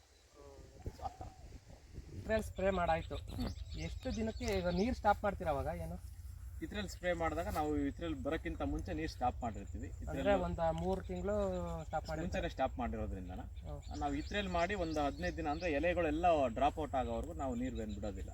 ಎಲೆ ಉದುರಿದ ತಕ್ಷಣ ಮತ್ತೆ ನಾವು ನೀರು ಕೊಡಲಿಕ್ಕೆ ಸ್ಟಾರ್ಟ್ ಮಾಡ್ತೀವಿ. ಅಂದರೆ ಫಸ್ಟ್ಗೆ ನೀರು ಚೆನ್ನಾಗಿ ಒಂದು ಗಂಟೆ 2 ಗಂಟೆ ನೀರು ಕೊಡಬೇಕಾಗುತ್ತೆ. ಅಂದರೆ ಅದು ಮಣ್ಣೆಲ್ಲ ಸಂಪೂರ್ಣ ತೇವಾಂಶ ಆಗೋದು. ಅಂದರೆ ಸ್ಟಾರ್ಟಿಂಗ್ 1 ತಿಂಗಳು ಫುಲ್ಲು ನಿಲ್ಸಿರ್ತೀರಲ್ಲ, ಸ್ಟ್ರೆಸ್ ಆಗಿರುತ್ತೆ, ಇರಲ್ಲ. ಹಂಗಾಗಿ ಫಸ್ಟ್ ಟೈಮ್ ಕೊಡಬೇಕು, ಮತ್ತೆ ಕೊಟ್ಟು ಆಫ್ ಮಾಡಬೇಕು. ಅಲ್ಲಿಂದ ನೆಕ್ಸ್ಟ್ ಬಂತೆ ತೇವಾಂಶ ಸ್ವಲ್ಪ ಆರಿದ್ರತೆ ಹಾರದಂಗೆ, ತಂಪು ಇದಾಗದಂಗೆ 10 ನಿಮಿಷ 1/4 ಗಂಟೆ. ಅಂದ್ರೆ ನಮ್ಮ ಭೂಮಿ ಗುಣ ಹೆಂಗಿರುತ್ತೋ, ಯಾವ ತರ ನೀರು ತಗೊಳ್ತಾ ಇರುತ್ತೋ ಸಸ್ಯ, ಅದ್ರ ಮೇಲೆ ನಾವು ನೀರು ಕೊಡೋದು ಸರ್. ಅದೀಗ ಫಸ್ಟ್ ನಾನು ಕೇಳೋದು ಮರ್ತ್ಬಿಟ್ಟೆ, ಇದು ಕೆಂಪು ಭೂಮಿ ಅನ್ಸ್ತಲ್ಲ ಇದು? ಹೌದು, ಇದು ನಮ್ದು ಮರಬು ಕೆಂಪು ರೆಡ್ ಸಾಯಿಲ್ ಆಗಿರೋದ್ರಿಂದ ಯಥೇಚ್ಛವಾಗಿ ನೀರು ಕೇಳುತ್ತೆ. ಈಗ ಕಪ್ಪು ಭೂಮಿಯಲ್ಲಿ ಮಾಡ್ಬೋದು ಸರ್ ದಾಳಿಂಬ್ರೆ? ಕಪ್ಪು ಭೂಮಿನಲ್ಲಿ ಮಾಡ್ಬೋದು, ಬಟ್ ಕೆಂಪು ಭೂಮಿಗೆ ಕಂಪೇರ್ ಮಾಡ್ಕೊಂಡ್ರೆ ಅಷ್ಟು ಸೂಕ್ತ ಇಲ್ಲ. ಬಟ್ ಅದರಲ್ಲೂ ಕೂಡ ಮಾಡ್ಬೋದು, ಪ್ರಯತ್ನ ಪಡೋದ್ರಿಂದ ಏನು ತಪ್ಪೇನಿಲ್ಲ. ಬಟ್ ಅದೇ ಏರು ಮಡಿ ಮಾಡ್ಕೊಂಡು ನಾವು ಅದಕ್ಕೆಲ್ಲ ಮಲ್ಚ್ ಎಲ್ಲ ಮಾಡ್ಕೊಂಡು ಸ್ವಲ್ಪ ಬಂಡವಾಳ ಹಾಕೊಂಡು ನಾವು ಮಾಡೋದಾದ್ರೆ ಮಾಡ್ಬೋದು ಸರ್. ಅದರಲ್ಲೂ ಏನು ತೊಂದರೆ ಇಲ್ಲ, ಕಪ್ಪು ಭೂಮಿನಲ್ಲೂ ಮಾಡ್ಬೋದು. ಈಗ ಸರ್ ಇತ್ರಲ್ಲಿ ಸ್ಪ್ರೇ ಮಾಡಾಯ್ತು, ಸ್ಟಾರ್ಟಿಂಗ್ ನೀರು ಕೊಟ್ರಿ, ಚಿಗ್ರಿ ಯಾವಾಗ ಬರುತ್ತೆ? ನಾವು ಫಸ್ಟ್ ಇವಾಗ ಇತ್ರಲ್ಲಿ ಸ್ಪ್ರೇ ಮಾಡಿ ಸ್ಟಾರ್ಟಿಂಗ್ ನೀರು ಕೊಟ್ಟರೆ ಒಂದು 15ರಿಂದ 1 ವಾರ 10 ದಿನಕ್ಕೆ ನಮಗೆ ಮಾತಿ ಹೊಡಿಲಿಕ್ಕೆ ಸ್ಟಾರ್ಟ್ ಆಗುತ್ತೆ. 15-20 ದಿನಕ್ಕೆ ನಮ್ಗೆ ಕಂಪ್ಲೀಟ್ ಮಾತು ಚಿಗುರು ಬರ್ಲಿಕ್ಕೆ ಸ್ಟಾರ್ಟ್ ಆಗುತ್ತೆ.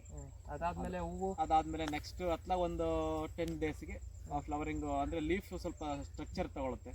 ಅಂದರೆ ಈಗೇನು ಎಲೆ ಬರುತ್ತೋ ಈ ಎಲೆನಲ್ಲಿ 4 ಎಲೆ ಸೆಟ್ ಆಗುತ್ತೆ. ಕಾಯಿನಲ್ಲಿ ಕಡ್ಡಿನಲ್ಲಿ 4 ಎಲೆ ನಿಂತು ಅಂದರೆ ಆ ಸ್ಟ್ರಕ್ಚರಲ್ಲಿ ನಮಗೆ ಹೂವು ಬರ್ಲಿಕ್ಕೆ ಸ್ಟಾರ್ಟ್ ಆಗುತ್ತೆ. ಒಂದು ಆಫ್ಟರ್ 30 ಡೇಸ್ ಫ್ಲವರಿಂಗ್ ಸ್ಟಾರ್ಟ್ ಆಗುತ್ತೆ. ಈಗ ಸರ್ ಹೂವು ಆಗ ಸ್ಟಾರ್ಟ್ ಆಗುತ್ತೆ, ಆ ಟೈಮಲ್ಲಿ ಯಾವ ರೀತಿ ಪೋಷಕಾಂಶ ಕೊಡ್ಕೊಂಬರ್ತೀರಾ? ಸೊ ಹೂವು ಸ್ಟಾರ್ಟ್ ಆಗೋಂಥ ಟೈಮಲ್ಲಿ ನಮಗೆ ಒಂದು ಬೋರಾನ್ ಕೊರತೆ ತುಂಬ ಭಾಳ ಮುಖ್ಯ ಆಗುತ್ತೆ. ಸೊ ಆ ಒಂದು ಬೋರಾನ್ ಅಂದರೆ ಕಾರಣ ಈ ಫ್ಲವರ್ ಡ್ರಾಪ್ ಆಗುತ್ತೆ, ಫ್ಲವರ್ ಬಂದಾಗ ಆಮೇಲೆ ಇನ್ಸೆಕ್ಟ್ಸ್ ಎಫೆಕ್ಟ್ ಮಾಡ್ತಾ ಹೋಗುತ್ತೆ. ಸೊ ನ್ಯೂಟ್ರಿಷನ್ ಡಿಫಿಷಿಯನ್ಸಿ ಬಂದೇ ಬರುತ್ತೆ. ಸೊ ಬೋರಾನ್ ಇರ್ಬೋದು, ಜಿಂಕ್ ಇರ್ಬೋದು, ಸೊ ಮೆಗ್ನೀಷಿಯಮ್ ಇರ್ಬೋದು. ಸೊ ಈ ಒಂದು ಮೈಕ್ರೋ ನ್ಯೂಟ್ರಿಯೆಂಟ್ ನಾವು ಕೊಡೋದ್ರಿಂದ ಆ ಒಂದು ಹೂವು ಡ್ರಾಪ್ ಔಟ್ ಆಗದಂಗೆ ಉದುರ್ದಂಗೆ ನಾವು ತಡೆಗಟ್ಟಿ ಸ್ಪ್ರೇ ಮಾಡ್ತೀರಾ? ಏನದು ಅದನ್ನು ಡ್ರಿಪ್ಗೂ ಕೊಡಬೇಕು, ಹನಿ ನೀರಾವರಿ ಮುಖಾಂತರ, ಮತ್ತು ಸ್ಪ್ರೇನು ಕೂಡ ಮಾಡಬೇಕಾಗುತ್ತೆ. ಯಾಕಂದರೆ ಬೋರಾನ್ನು ಸುಳಿವರೆಗೂ ಹೋಗೋದು ಸ್ವಲ್ಪ ಕಷ್ಟ, ಅದು ಸ್ವಲ್ಪ ಡಿಫಿಷಿಯನ್ಸಿ ಇರೋದ್ರಿಂದ ಎಲ್ಲ ಎಲೆಗಳಿಗೂ ಸಂಪೂರ್ಣವಾಗಿ ಸ್ಪ್ರೇ ಮಾಡೋದ್ರಿಂದ ಭಾಳ ಅನುಕೂಲ ಅನ್ನೋದು ನಮ್ಮ ಅಭಿಪ್ರಾಯ. ಇದು ಮೈಕ್ರೋ ನ್ಯೂಟ್ರಿಯೆಂಟ್ ಆಯ್ತು ಸರ್ ನೀವು ಹೇಳಿದ್ದೀಗ. ಈಗ ಮೇಜರ್ ನ್ಯೂಟ್ರಿಯೆಂಟು NPK ಅಂದರೆ ನಾವು ಡೀಟೇಲ್ ಬಿಫೋರ್ ಮಾಡೋಕ್ಕಿಂತ ಮುಂಚೆ ನಾವು ಸಾಯಿಲ್ಗೆ ಕೊಟ್ಬಿಟ್ಟಿರ್ತೀವಿ. NPK ಅಂದರೆ ನೈಟ್ರೋಜನ್, ಫಾಸ್ಫರಸ್, ಪೊಟ್ಯಾಶ್, ಅದನ್ನು ಭೂಮಿಗೆ ಕೊಟ್ಟಿರೋದ್ರಿಂದ ಮತ್ತೆ ಸ್ಪ್ರೇ ಏನು ಅವಶ್ಯಕತೆ ಇರೋದಿಲ್ಲ. ಸ್ಪ್ರೇ ಅಲ್ಲ, ಈಗ ಹೂ ಸ್ಟಾರ್ಟ್ ಆಯಿತು, ಈಗ ಕೆಲವರು ಹೇಳ್ತಿರ್ತಾರೆ 1261 ಕೊಡ್ತೀನಿ ನಾನು. ಹೌದು, ಫಾಸ್ಫರಸ್ ಕಂಟೆಂಟ್ ಸ್ವಲ್ಪ ಜಾಸ್ತಿ ಬೇಕಾಗುತ್ತೆ. ಅಂದರೆ ಫಾಸ್ಫರಸ್ ಕಂಟೆಂಟ್ ಕೊಡೋದ್ರಿಂದ ಏನಾಗುತ್ತೆ, ಸ್ವಲ್ಪ ಎಲೆ ಏನಾಗುತ್ತೆ ಮಂದ ಬರುತ್ತೆ. ಸೊ ಎಲೆ ಮಂದ ಬಂತು ಅಂದರೆ ಫ್ಲವರ್ ಚೆನ್ನಾಗಿ ಬರುತ್ತೆ, ಸೊ ಸೈಜ್ ಬರುತ್ತೆ, ಆಮೇಲೆ ಕೀಪಿಂಗ್ ಕ್ವಾಲಿಟಿ ಫ್ಲವರ್ ಭಾಳ ಚೆನ್ನಾಗಿ, ಹೂವು ಚೆನ್ನಾಗಿ ದಪ್ಪ ಬರುತ್ತೆ. ಸೊ ಹಾಗಾಗಿನ ಫಾಸ್ಫರಸ್ ಕಂಟೆಂಟ್ ಜಾಸ್ತಿ, ಪೊಟ್ಯಾಶು ಫಾಸ್ಫರಸ್ ಕೊಡೋದ್ರಿಂದ ಒಳ್ಳೆ ಹೂವು ಚೆನ್ನಾಗಿ ಬರುತ್ತೆ, ಕಾಯಿ ಚೆನ್ನಾಗಿ ಕಚ್ಚಲಿಕ್ಕೆ ತುಂಬ ಸಹಾಯ ಆಗುತ್ತೆ. ಹಂಗಾಗಿ ಕೊಡ್ಬೋದು. ಈಗ ಸರ್ ರೆಸ್ಟಿಗೆ ಬಿಡ್ತಿರಲ್ಲ ನೀವು, ಆ ಟೈಮಲ್ಲಿ ಒಂದು ಅರ್ಧ ಗೊಬ್ಬರ ಅವಾಗಲೇ ಕೊಟ್ಟಿರ್ತೀರಾ? ಅವಾಗಲೇ ಕೊಟ್ಟಿರ್ತೀವಿ ನಾವು. ಈಗ ಉಳಿದಿದ್ದ ಗೊಬ್ಬರ ಆಮೇಲೆ ಈಗ ಹೂ ಸ್ಟಾರ್ಟ್ ಆಗುತ್ತೆ, ಆಮೇಲೆ ಕಾಯಿ ಆ ಟೈಮಲ್ಲಿ ನಾವು ಮೇಂಟೈನ್ ಮಾಡ್ಕೊಂಡು ಅಂದ್ರೆ ಸಾಲಿಬಾಲ್ ಮುಖಾಂತರ ನಾವು ಕೊಡ್ತಾ ಎಲ್ಲ ವಾಟರ್ ಸಾಲಬಲ್ ಕೊಡೋದು. ಬಿಫೋರ್ ಆದ್ರೆ ಸಾಯಿಲ್ ಅಪ್ಲಿಕೇಶನ್ ಕೊಟ್ಟಿರ್ತೀವಿ ನಾವು. ಹಣ್ಣಿಗೆ ಬಿಟ್ಟು ಆದ್ಮೇಲೆ ಎಲ್ಲ ವಾಟರ್ ಸಾಲಿಬಲ್ಗೂ ಕೊಡ್ತಾ ಹೋಗ್ತೀವಿ. ಅದ್ರ ಪ್ರಮಾಣ ಕಡಿಮೆ. ವಾಟರ್ ಸಾಲಬಲ್ ಆದ್ರೆ ಎಷ್ಟು ದಿನಕ್ಕೆ ಒಂದ್ಸಲಿ ಕೊಡ್ತೀರಾ? ನಾವು ವೀಕ್ಲಿ ಒಂದ್ಸಲ ಕೊಡ್ತೀವಿ ಸರ್. ಈಗ ಹೂ ಸ್ಟಾರ್ಟ್ ಆದಾಗಿಂದ ಹಿಡ್ಕೊಂಡು ನೀವು ಹೆಚ್ಚು ಕಮ್ಮಿ ಹಾರ್ವೆಸ್ಟ್ ಮಾಡೋ ತನಕ ವಾಟರ್ ಸಾಲಬಲ್ ಕೊಡ್ತೀರಾ? Different types. ಅದ್ರ ಜೊತೆಗೆ ಜೀವಾಣು ಸೇರಿಸ್ತಾ ಇರ್ತೀವಿ ನಾವು. ಅದೇನು ಒಟ್ಟಿಗೆ ಸೇರ್ಸಲ್ಲ? ಇಲ್ಲ. ಇವತ್ತು ವಾಟರ್ ಸಾಲಿಬಲ್ ಕೊಟ್ಟಿದೆ ಅಂದ್ರೆ ಒಂದು ವಾರ ಏನು ಕೊಡೋದಿಲ್ಲ. ಸಪೋಸ್ ಇವತ್ತು ಜೀವಾಣು ನಾವು ಯಾವ್ದಾದ್ರು PS ಇರ್ಬೋದು, ಪೊಟ್ಯಾಶ್ KMB ಇರ್ಬೋದು, ಮತ್ತೆ ಅಜಿಟೋಬ್ಯಾಕ್ಟ್, ಟ್ರೈಕೋಡರ್ಮಾ, ಸುಡೋಮೋನಾಸ್ ಇವೆಲ್ಲ ಕೊಟ್ಟಿದೆ ಅಂದ್ರೆ ಒಂದು ವಾರದವರೆಗೂ ಯಾವುದು ಕೊಡೋದಿಲ್ಲ ನಾನು. ಸೊ ಒಂದು ವಾರದ ನಂತರ ನಾವು ಅದನ್ನ ಸ್ಟಾರ್ಟ್ ಮಾಡ್ತೀವಿ. ಅಂದ್ರೆ ಕೆಮಿಕಲ್ ಅದಕ್ಕೂ ಇದಾಗಬಾರ್ದು ಅನ್ನೋ ಉದ್ದೇಶಕ್ಕೆ. ಈಗ ಹೂ ಟೈಮಲ್ಲಿ 1261 ಕೊಡ್ತೀರಾ. ಈಗ ಒಂದು ಅಪ್ಲಿಕೇಶನ್ಗೆ ಎಷ್ಟು kg ಕೊಡ್ತೀರಾ? ನಾವು ಒಂದು ಅಪ್ಲಿಕೇಶನ್ಗೆ 8 kg ಕೊಡ್ತಾ ಹೋಗ್ತೀವಿ. ಅಂದ್ರೆ 1000 ಗಿಡ ನಮ್ದು ಇದೆ ಅಂತಂದ್ರೆ ಒಂದ್ಸಲ ನಾವು ಇವತ್ತು ಹನಿ ನೀರಾವರಿ ಮುಖಾಂತರ ಕೊಡ್ತೀವಿ ರಸಗೊಬ್ಬರ ಅಂದ್ರೆ 8 kg, 8ರಿಂದ 10 kg ನಾವು ಕೊಡ್ಬೋದು. ಈಗ ನೆಕ್ಸ್ಟ್ ಕಾಯಿ ಅಂದ್ರೆ ಸಸಿ ದೊಡ್ಡದಿರೋದ್ರಿಂದ ಸಣ್ಣ ಸಸಿಗೆ ಅಷ್ಟು ಬೇಕಾಗಲ್ಲ. ಸಣ್ಣ ದೊಡ್ಡ ಸಸಿ ಇದ್ರೆ ಅಷ್ಟು 8ರಿಂದ 10 kg. ಈಗ ಕಾಯಿ ಒಂದು ನಿಂಬೆಹಣ್ಣು ಸೈಜಿಗೆ ಬರುತ್ತೆ ಸರ್. ಈಗ ಆ ಸೈಜಿಗೆ ಬಂದಾಗ ಯಾವ ತರ ಗೊಬ್ಬರ ಕೊಡ್ತೀರಾ? ನಾವು ಆ ಟೈಮಲ್ಲಿ ಬಂದಾಗ ಏನಾಗುತ್ತೆ, ನಾವು 13045 ಕೊಡ್ತೀವಿ, ಮತ್ತೆ 5234 ಕೊಡ್ತೀವಿ, ಆಮೇಲೆ 4040 ಅಂತ ಬರುತ್ತೆ.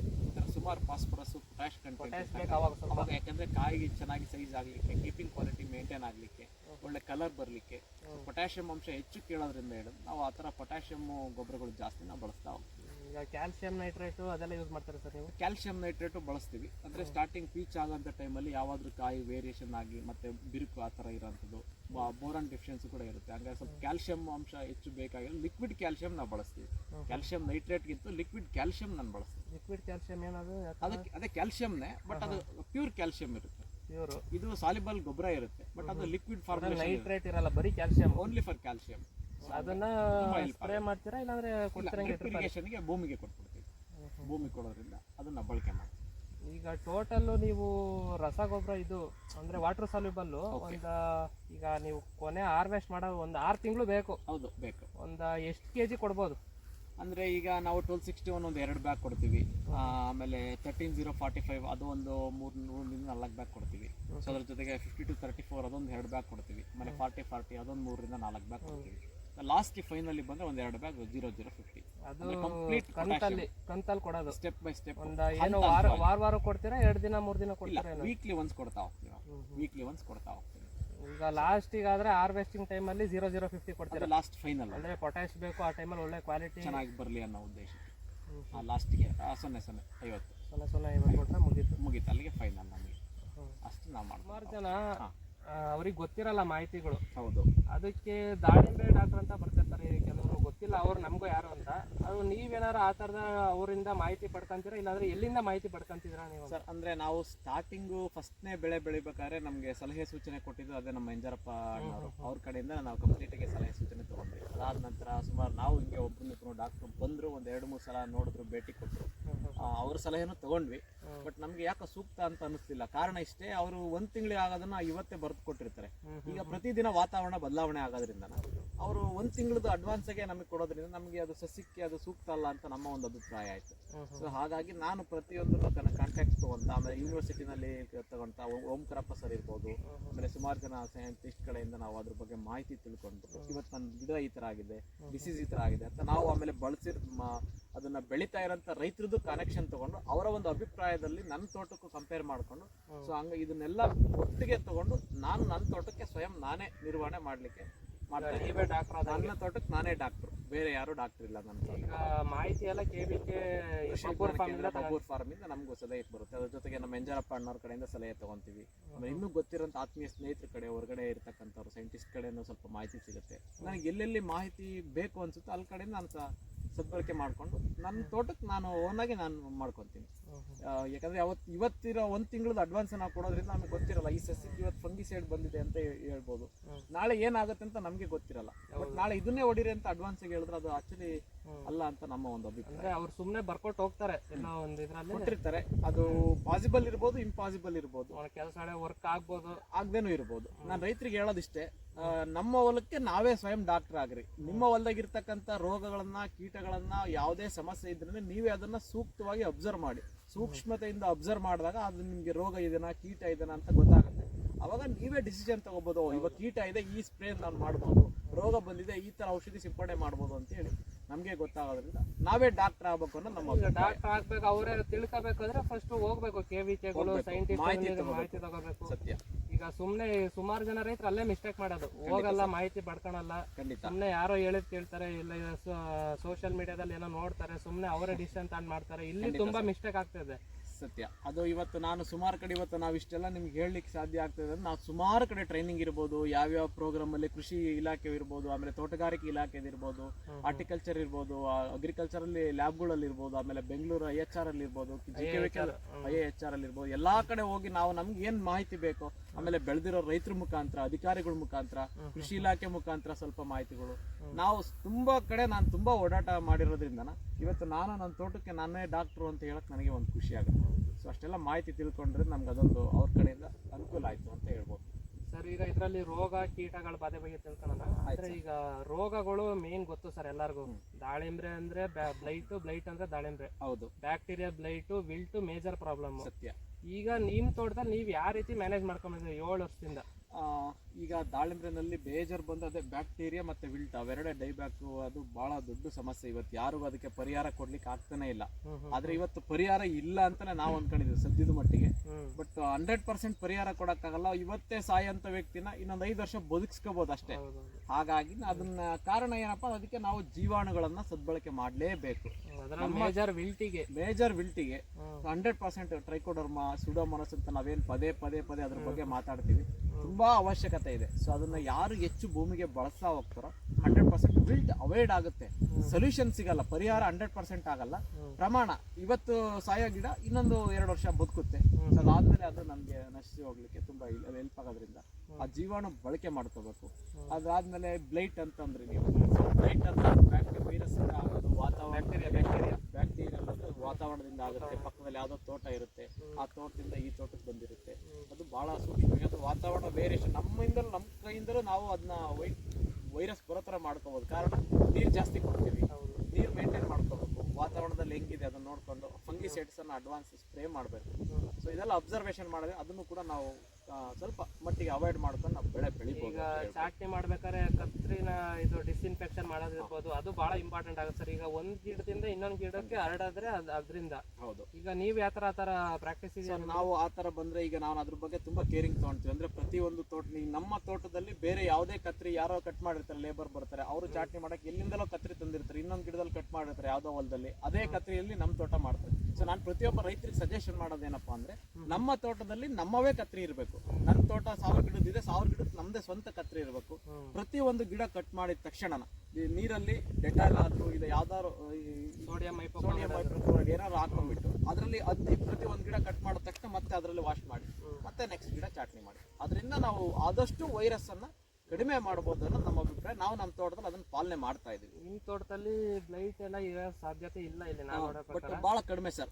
ಒಂದ್ ವೇಳೆ ಅದು ಬಂದ್ರೂ ಕೂಡ ರೆಸಿಸ್ಟೆನ್ಸ್ ಪವರ್ ಅನ್ನೋದು ಸಸ್ಯದಲ್ಲಿ ಯಥೇಚ್ಛವಾಗಿದ್ದಾಗ ಆ ವೈರಸ್ ಕೂಡ ಏನು ಮಾಡ್ಲಾರ್ದು ಅನ್ನೋದು ನಮ್ಮ ಅಭಿಪ್ರಾಯ. ಹೇಳ್ದಂಗೆ ನ್ಯೂಟ್ರಿಯೆಂಟ್ ಮ್ಯಾನೇಜ್ಮೆಂಟ್ ಆಗಿರ್ಬೋದು, ಜೀವಾಣುಗಳು ಬಿಡೋದಾಗಿರ್ಬೋದು, ಅದು ಬಹಳ ರೆಸಿಸ್ಟೆನ್ಸ್ ಇದ್ರೆ ವೈರಸ್ ಬಂದ್ರೂ ತಡ್ಕೊಳ್ಳೋಂತ ಶಕ್ತಿ ಪ್ಲಾಂಟಿಗೆ ನಾವು ಕೊಡುವಂತದ್ರಿಂದ ಆ ಒಂದು ವೈರಸ್ಗೆ ನಾನು ಯಾವತ್ತು ಬ್ಲೈಟ್ಗೆ ಎದುರ್ಕೊಂಡೇ ಇಲ್ಲ. ಇದುವರೆಗೂ ನಮ್ಗೆ 7 ವರ್ಷದಲ್ಲಿ ಯಾವತ್ತು ನನಗೆ ಬ್ಲೈಟ್ ಬಾಧೆನೇ ಕಂಡಿಲ್ಲ. ನನಗೆ ಸಮಸ್ಯೆನೇ ಇಲ್ಲ. ನನಗೆ ಕಾಡಿರೋ ಸಮಸ್ಯೆ ಅಂದ್ರೆ ವಿಲ್ಟ್ ಒಂದೇ ಸಮಸ್ಯೆ ಬಿಟ್ಟರೆ ನನಗೆ ಸಮಸ್ಯೆ ಅಂತ ನನ್ನ ಪ್ರಕಾರ ಅದೇನು ದೊಡ್ಡ ಸಮಸ್ಯೆ ಅಲ್ಲ ಅನ್ನೋ ನನ್ನ ಅಭಿಪ್ರಾಯ. ವಿಲ್ಟ್ ನೋಡ್ತಿದ್ವು ಅಲ್ಲೊಂದು ಆಗಿದೆ. ಹೌದು ಸರ್, ಹೌದು. ಈಗ ಅದಕ್ಕೆ ಯಾವ ತರ ಕ್ರಮ?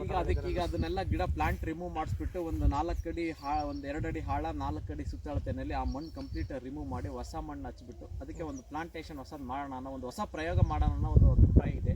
ವರ್ಷ ಮಾಡ್ಬೇಕು ಅಂದ್ಕೊಂಡಿದ್ದೀವಿ. ಸೊ ಅದಕ್ಕೆ ಟ್ರೈಕೋಡರ್ಮಾ, ಬೇವಿನ ಹಿಂಡಿ, ಕಾರ್ಬಾಸಿನ್ ಅದು ಪೌಡರ್ ಎಲ್ಲ ಮಿಕ್ಸ್ ಮಾಡಿ ಹಾಕ್ಬೇಕು. ಸೊ ಆಮೇಲೆ ಬ್ಲೀಚಿಂಗ್ ಪೌಡರ್ ಬರುತ್ತಲ್ವಾ, ಅದನ್ನು ಕೂಡ ಅದಕ್ಕೆ ಅಪ್ಲೈ ಮಾಡೋದು ನಾವು ಅದ್ರ ಪ್ರಮಾಣನ ತಡೆಗಟ್ಬೋದು ಅನ್ನೋದು ಒಂದು ಅನಿಸಿಕೆ.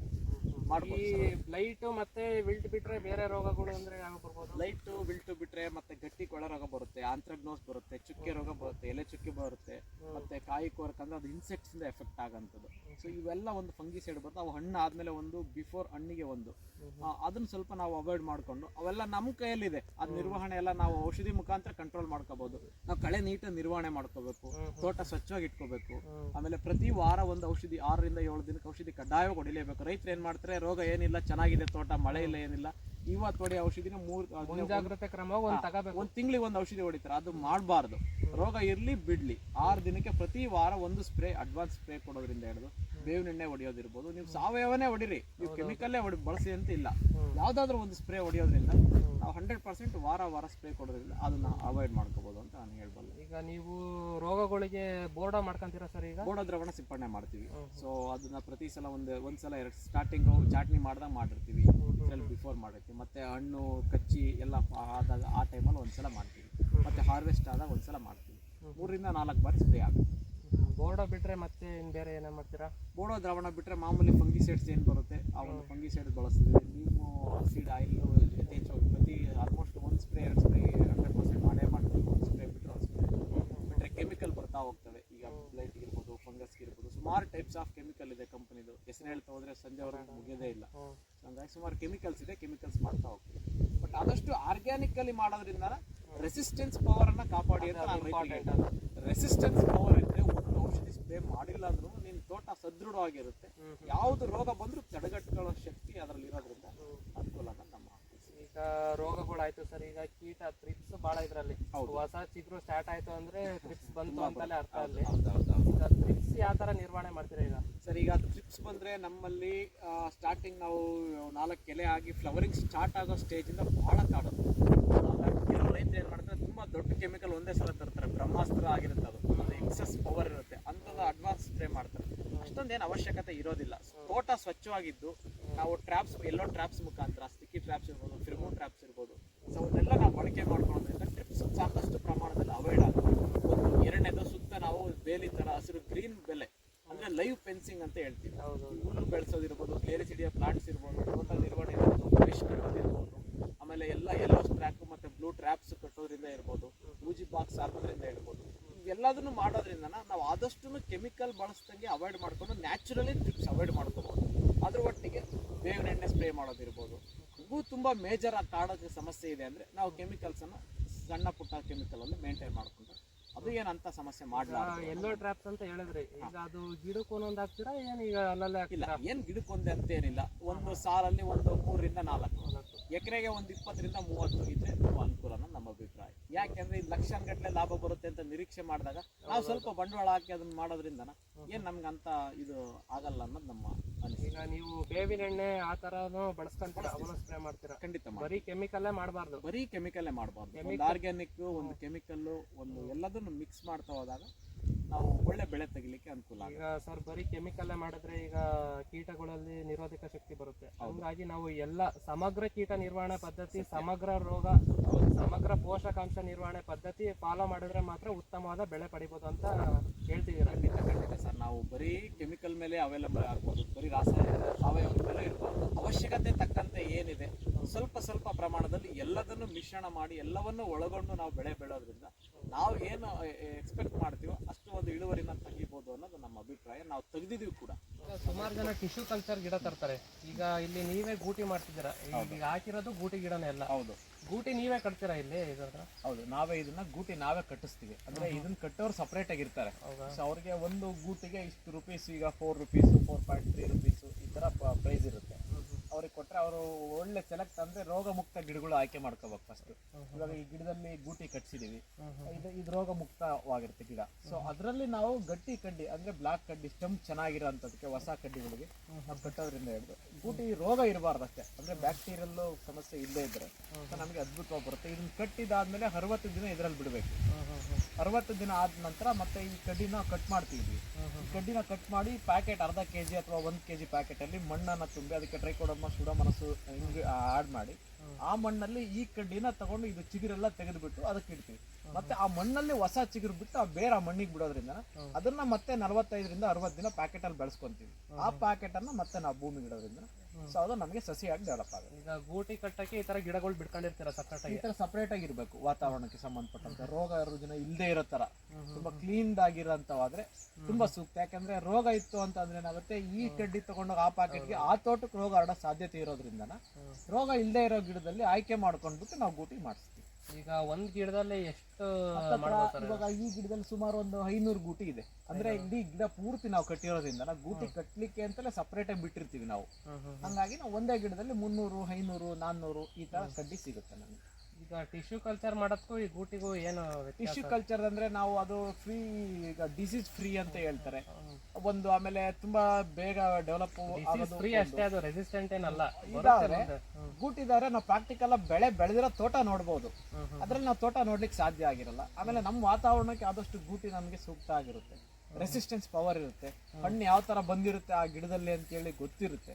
ಅದೆಲ್ಲ ಇರೋದ್ರಿಂದ ನಮ್ಗೆ ಗೂಟಿಗೆ ಬೆಸ್ಟ್ ಅಂತ ನಮ್ಮ ಒಂದು. ಈಗ ಗೂಟಿ ಗಿಡದಲ್ಲಿ ಕಾಂಡದ ಒಳಗಡೆ ಬರ್ಬೇಕು ಅಂತ ಹೇಳ್ತಾರೆ ಕಾಯಿ, ಅಂದ್ರೆ ಒಳಗಡೆ ಅಂದ್ರೆ ಈಗ ಟಿಶ್ಯೂ ಕಲ್ಚರ್ ಅಲ್ಲಿ ಏನಾಗುತ್ತೆ ಅಂದ್ರೆ ಪ್ರಾಬ್ಲಮ್ ಕೇಳಿರೋ ಮಟ್ಟಿಗೆ ತುದಿಲ್ ಬರುತ್ತೆ ಕಾಯಿ. ಹೌದು, ಅದು ತುಂಬಾ ಸಮಸ್ಯೆ ಅಂತ ಹೇಳ್ತಾರೆ. ಅದಕ್ಕೋಸ್ಕರ ಗೂಟಿನೇ ಬೆಸ್ಟ್ ಅಂತ. ಗೂಟಿ ಆದ್ರೆ ಏನಾಗುತ್ತೆ, ಸ್ವಲ್ಪ ಕಾಯಿ ಸೈಜ್ ಚೆನ್ನಾಗಿ ಬರುತ್ತೆ, ಅಂದ್ರೆ ಬಡ್ಡೆನಲ್ಲಿ ಚೆನ್ನಾಗಿ ಸೆಟ್ಟಿಂಗ್ ಆಗುತ್ತೆ.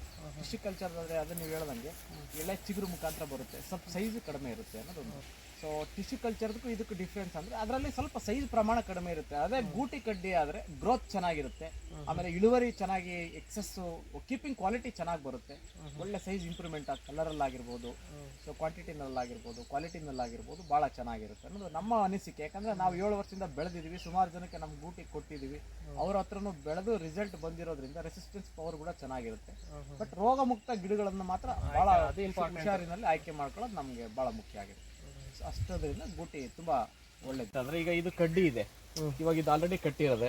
ಈ ಕಡ್ಡಿನಲ್ಲಿ ಇಲ್ಲೊಂದು ಚಾಕು ತಗೊಂಡು ಹಿಂಗ್ ಸುಲಿಬೇಕು ನಾವು, ಹಿಂಗೆ ಒಂದ್ ರೋಲು ಹಿಂಗ್ ಸುಲಿಯೋದ್ರಿಂದ ಒಂದ್ ಲೇಯರ್ ಬರುತ್ತೆ. ಈ ಸ್ಕಿನ್ ಬರುತ್ತಲ್ವಾ, ಈ ಸ್ಕಿನ್ ಅನ್ನ ತೆಗೆದ್ಬಿಟ್ಟು ಈ ಪಾಚಿ ಅಂತ ಏನ್ ಹೇಳ್ತೀವಿ, ಪಾಚಿ ಆಗ್ಬೋದು ಅಥವಾ ಕಾಂಪೋಸ್ಟ್ ಇದು ಬರುತ್ತಲ್ವಾ, ಅದಾದ್ರೆ ಇದನ್ನ ಇಟ್ಬಿಟ್ಟು ಮತ್ತೆ ಒಂದು ಪ್ಲಾಸ್ಟಿಕ್ ಈ ತರ ಒಂದು ಕವರ್ ಅನ್ನು ಚೆನ್ನಾಗಿ ಅದನ್ನ ಟೈಟ್ ಆಗಿ ಪ್ಯಾಕ್ ಮಾಡಿ ಒಂದು ದಾರ, ಗೋಣಿ ದಾರ ತಗೊಂಡ್ಬಿಟ್ಟು ಕಟ್ಟೋದ್ರಿಂದ ಒಂದು 20-25 ದಿನಕ್ಕೆ ಹೊಸ ಬೇರ್ ಬರ್ಲಿಕ್ಕೆ ಸ್ಟಾರ್ಟ್ ಆಗುತ್ತೆ.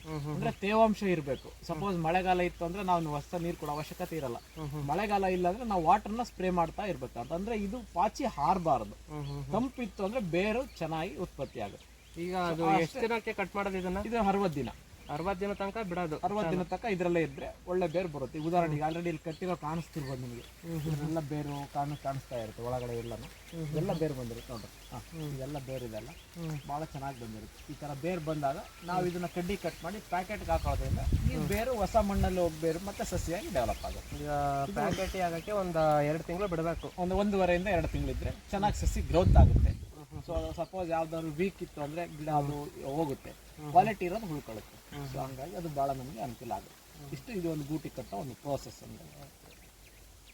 ಹಾರ್ವೆಸ್ಟಿಂಗ್ ಮಾಡೋದು, ಇದು ಮಾರ್ಕೆಟಿಂಗ್ ಎಲ್ಲಿ ಮಾಡ್ತೀರಾ? ಈಗ ಗಿಡಕ್ಕೆ ಎಷ್ಟು kg ಇಳುವರಿ ಬರ್ಬೋದು ಸರ್? ಈಗ ನಾವು ಇದನ್ನ ಸತತ 7 ವರ್ಷದಿಂದಲೂ ಕೂಡ ಒಂದೇ ಸಲ ನಾವೇನು ಡೈರೆಕ್ಟ್ ಮಾರ್ಕೆಟಿಂಗ್ ಯಾವತ್ತೂ ತೊಗೊಂಡೋಗಿಲ್ಲ. ಈಗ ನಮ್ದು ಹಣ್ಣು ಬಂದಿದೆ ಅಂತೇಳಿ ಹಾರ್ವೆಸ್ಟ್ ಮಾಡೋಕ್ಕೆ ವ್ಯಾಪಾರಸ್ಥರೇ ಬಂದಿದ್ದಾರೆ ನಮಗೆ. ಸೊ ಒಬ್ಬ ಕಲ್ಯಾಣದುರ್ಗ ಇರ್ಬೋದು, ಅನಂತಪುರ ಇರ್ಬೋದು, ಆಂಧ್ರ ಇರ್ಬೋದು, ತಮಿಳ್ನಾಡು ಇರ್ಬೋದು, ಕೇರಳದಲ್ಲಿ ಇರ್ಬೋದು, ಚೆನ್ನೈ ಇರ್ಬೋದು, ಈಗ ಸುಮಾರು ಬೇರೆ ಬೇರೆ ಕಡೆಯಿಂದ ಅವರೇ ಬರ್ತಾರೆ ವ್ಯಾಪಾರಸ್ಥರು. ಸೊ ಇಲ್ಲಿ ನಾವು ಮಾರ್ಕೆಟ್ ರೇಟ್ಗೆ ಅನುಗುಣವಾಗಿ ನಮಗೆ ಅಲ್ಲಿ ಕ್ಯಾಲ್ಕುಲೇಟ್ ಮಾಡ್ಕೊಂಡು ಮಾರ್ಕೆಟ್ ಎಕ್ಸ್ಪೆನ್ಸ್ ನಾವು ನೋಡ್ಕೊಂಡ್ಬಿಟ್ಟು ಇಲ್ಲೇ ನಾವು ಪ್ರೈಸ್ ಫಿಕ್ಸ್ ಮಾಡ್ತೀವಿ. ಸೊ ಅವ್ರಿಗೂ ನಮಗೂ ವ್ಯಾಪಾರ ಹೊಂದ್ಕೊಂತು ಅಂತಂದರೆ ನಾವು ಪ್ರತಿ ಸಲ ಇಲ್ಲೇ ಕೊಟ್ಟಿದ್ದೀವಿ, ಯಾವತ್ತು ನಾವು ಮಾರ್ಕೆಟ್ಗೆ ಹೋಗಿಲ್ಲ. ಸೊ ಇದರಲ್ಲಿ ಸುಮಾರು ಗ್ರೇಡ್ ಮೇಲೆ ಹೋಗುತ್ತೆ. ಅಂದರೆ ನಮ್ಮ ಫ್ರೂಟ್ ತೋಟ ಹೇಗಿದೆ, ಸೈಜ್ ಹೇಗಿದೆ, ಕಲರ್ ಹೇಗಿದೆ, ಕೀಪಿಂಗ್ ಕ್ವಾಲಿಟಿ ಹೇಗಿದೆ, ಎಕ್ಸ್ಪೋರ್ಟ್ ಕ್ವಾಲಿಟಿ ಇದೆನಾ, ಮೀಡಿಯಂ ಕ್ವಾಲಿಟಿ ಇದೆನಾ, ಸೊ ಅದ್ರ ಮೇಲೆ ನಮಗೆ ಮಾರ್ಕೆಟಿಂಗ್ ಬೆಲೆ ಸಿಗುತ್ತೆ. ಸುಮಾರು ಜನ ಹೇಳ್ತಾರೆ ರೇಟ್ ಸಿಗಲ್ಲ, ನಾವು ಬೆಳೆದಿದ್ದೀವಿ ಅಂತ ಹೇಳಿ. ಸೊ ನಾನು ರೈತರಿಗೆ ಹೇಳೋಂಥದ್ದು ಒಂದು ವಿಚಾರ ಏನಂದ್ರೆ, ನೀವು ಒಳ್ಳೆ ಕ್ವಾಲಿಟಿ ಬೆಳೆ ಬೆಳೀರಿ.